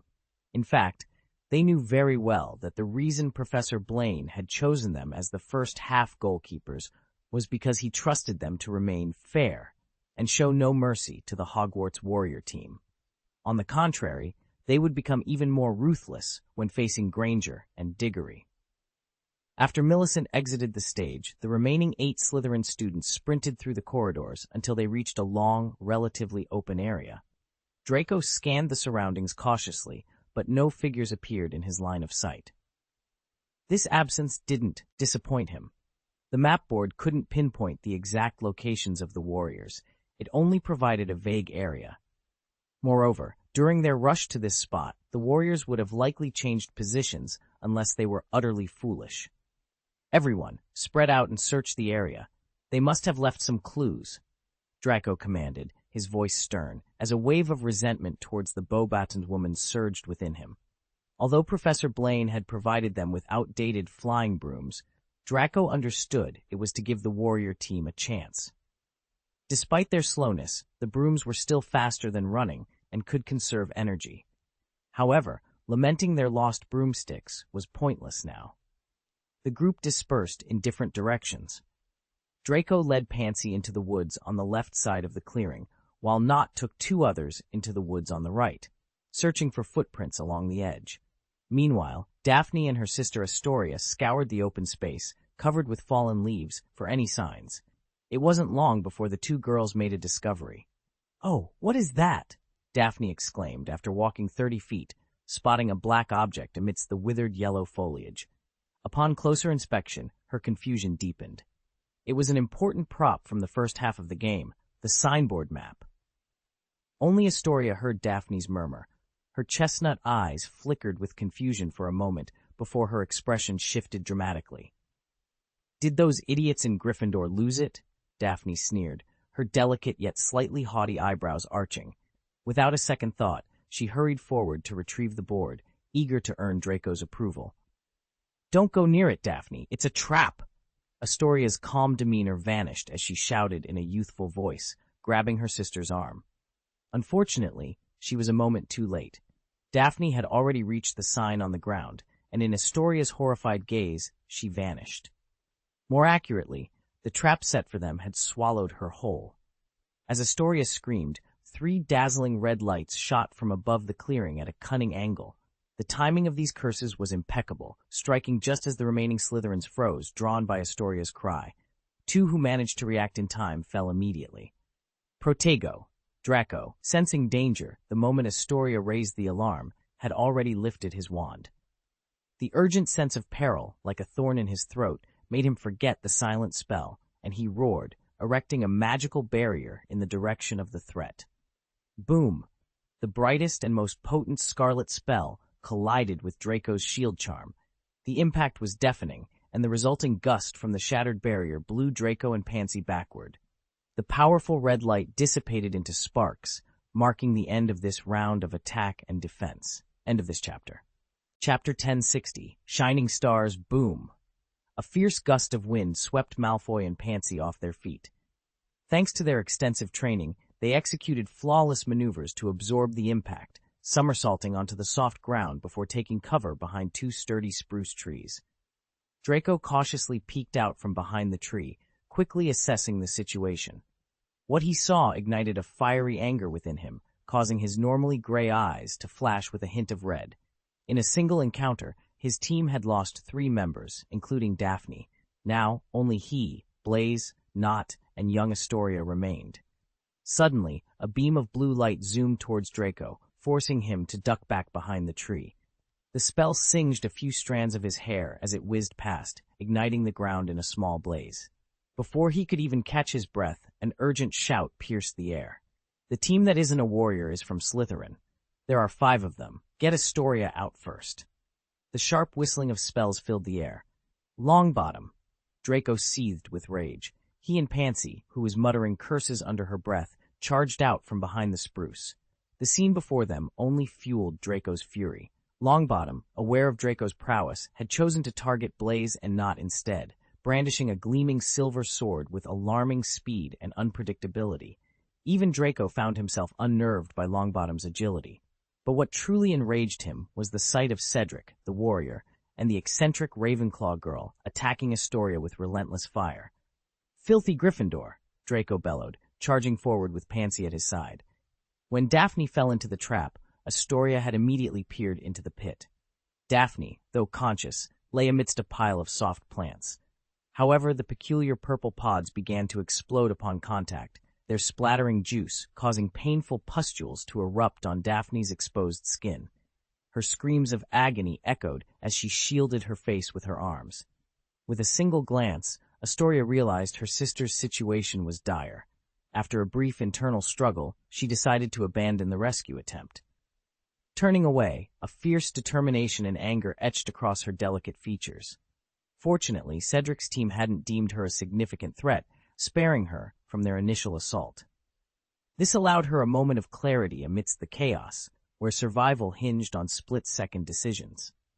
She heard Neville Longbottom's shout and turned to see Cedric and Lovegood aiming their wands at her. Cedric's attack was swift, a textbook petrification spell. Lovegood, on the other hand, unleashed her signature magic, sending a flurry of colorful, note-like projectiles her way. Astoria had encountered this magic during physical education training. The notes would explode upon impact, and Lovegood retained some control over them, even after they were cast. Astoria marveled at her own composure in such a critical moment. She responded with her most proficient spell. As she raised her wand, the wind tousled her soft golden hair, and determination shone in her blue eyes. The fallen leaves around her stirred, slicing through the air with a sharp whistle. In a breathtaking transformation, the leaves morphed into birds the size of sparrows, a spectacle that caught Professor McGonagall's attention. The birds swirled into a horizontal tornado, forming a protective barrier around Astoria. Cedric's petrification spell struck first, erasing a section of the tornado as if with an eraser. A cascade of colorful notes surged forward, launching an assault on the flock of birds. The sound of their collision was akin to the delicate tapping of fingers on the finest crystal wine glasses, crisp and melodious. In the fleeting moment when Luna's silver eyes met Astoria's blue ones, their respective summons clashed fiercely, consuming each other in the process. Ultimately, Astoria emerged victorious, successfully repelling the initial dangerous assault from Cedric and Luna. This pivotal moment shifted the dynamics between the two sides. Neville Longbottom, wield Inga's silver sword, bravely confronted Blaze and Knot alone, while Draco and Pansy had already joined the fray. Draco cast a hateful glare at Longbottom, who was blocking Blaze and Knot's path. Despite his disdain, Draco had to acknowledge that the once cowardly Neville had changed. Though tempted to eliminate Longbottom first, Draco's strategic instincts prevailed, compelling him to prioritize aiding Astoria, who was under threat.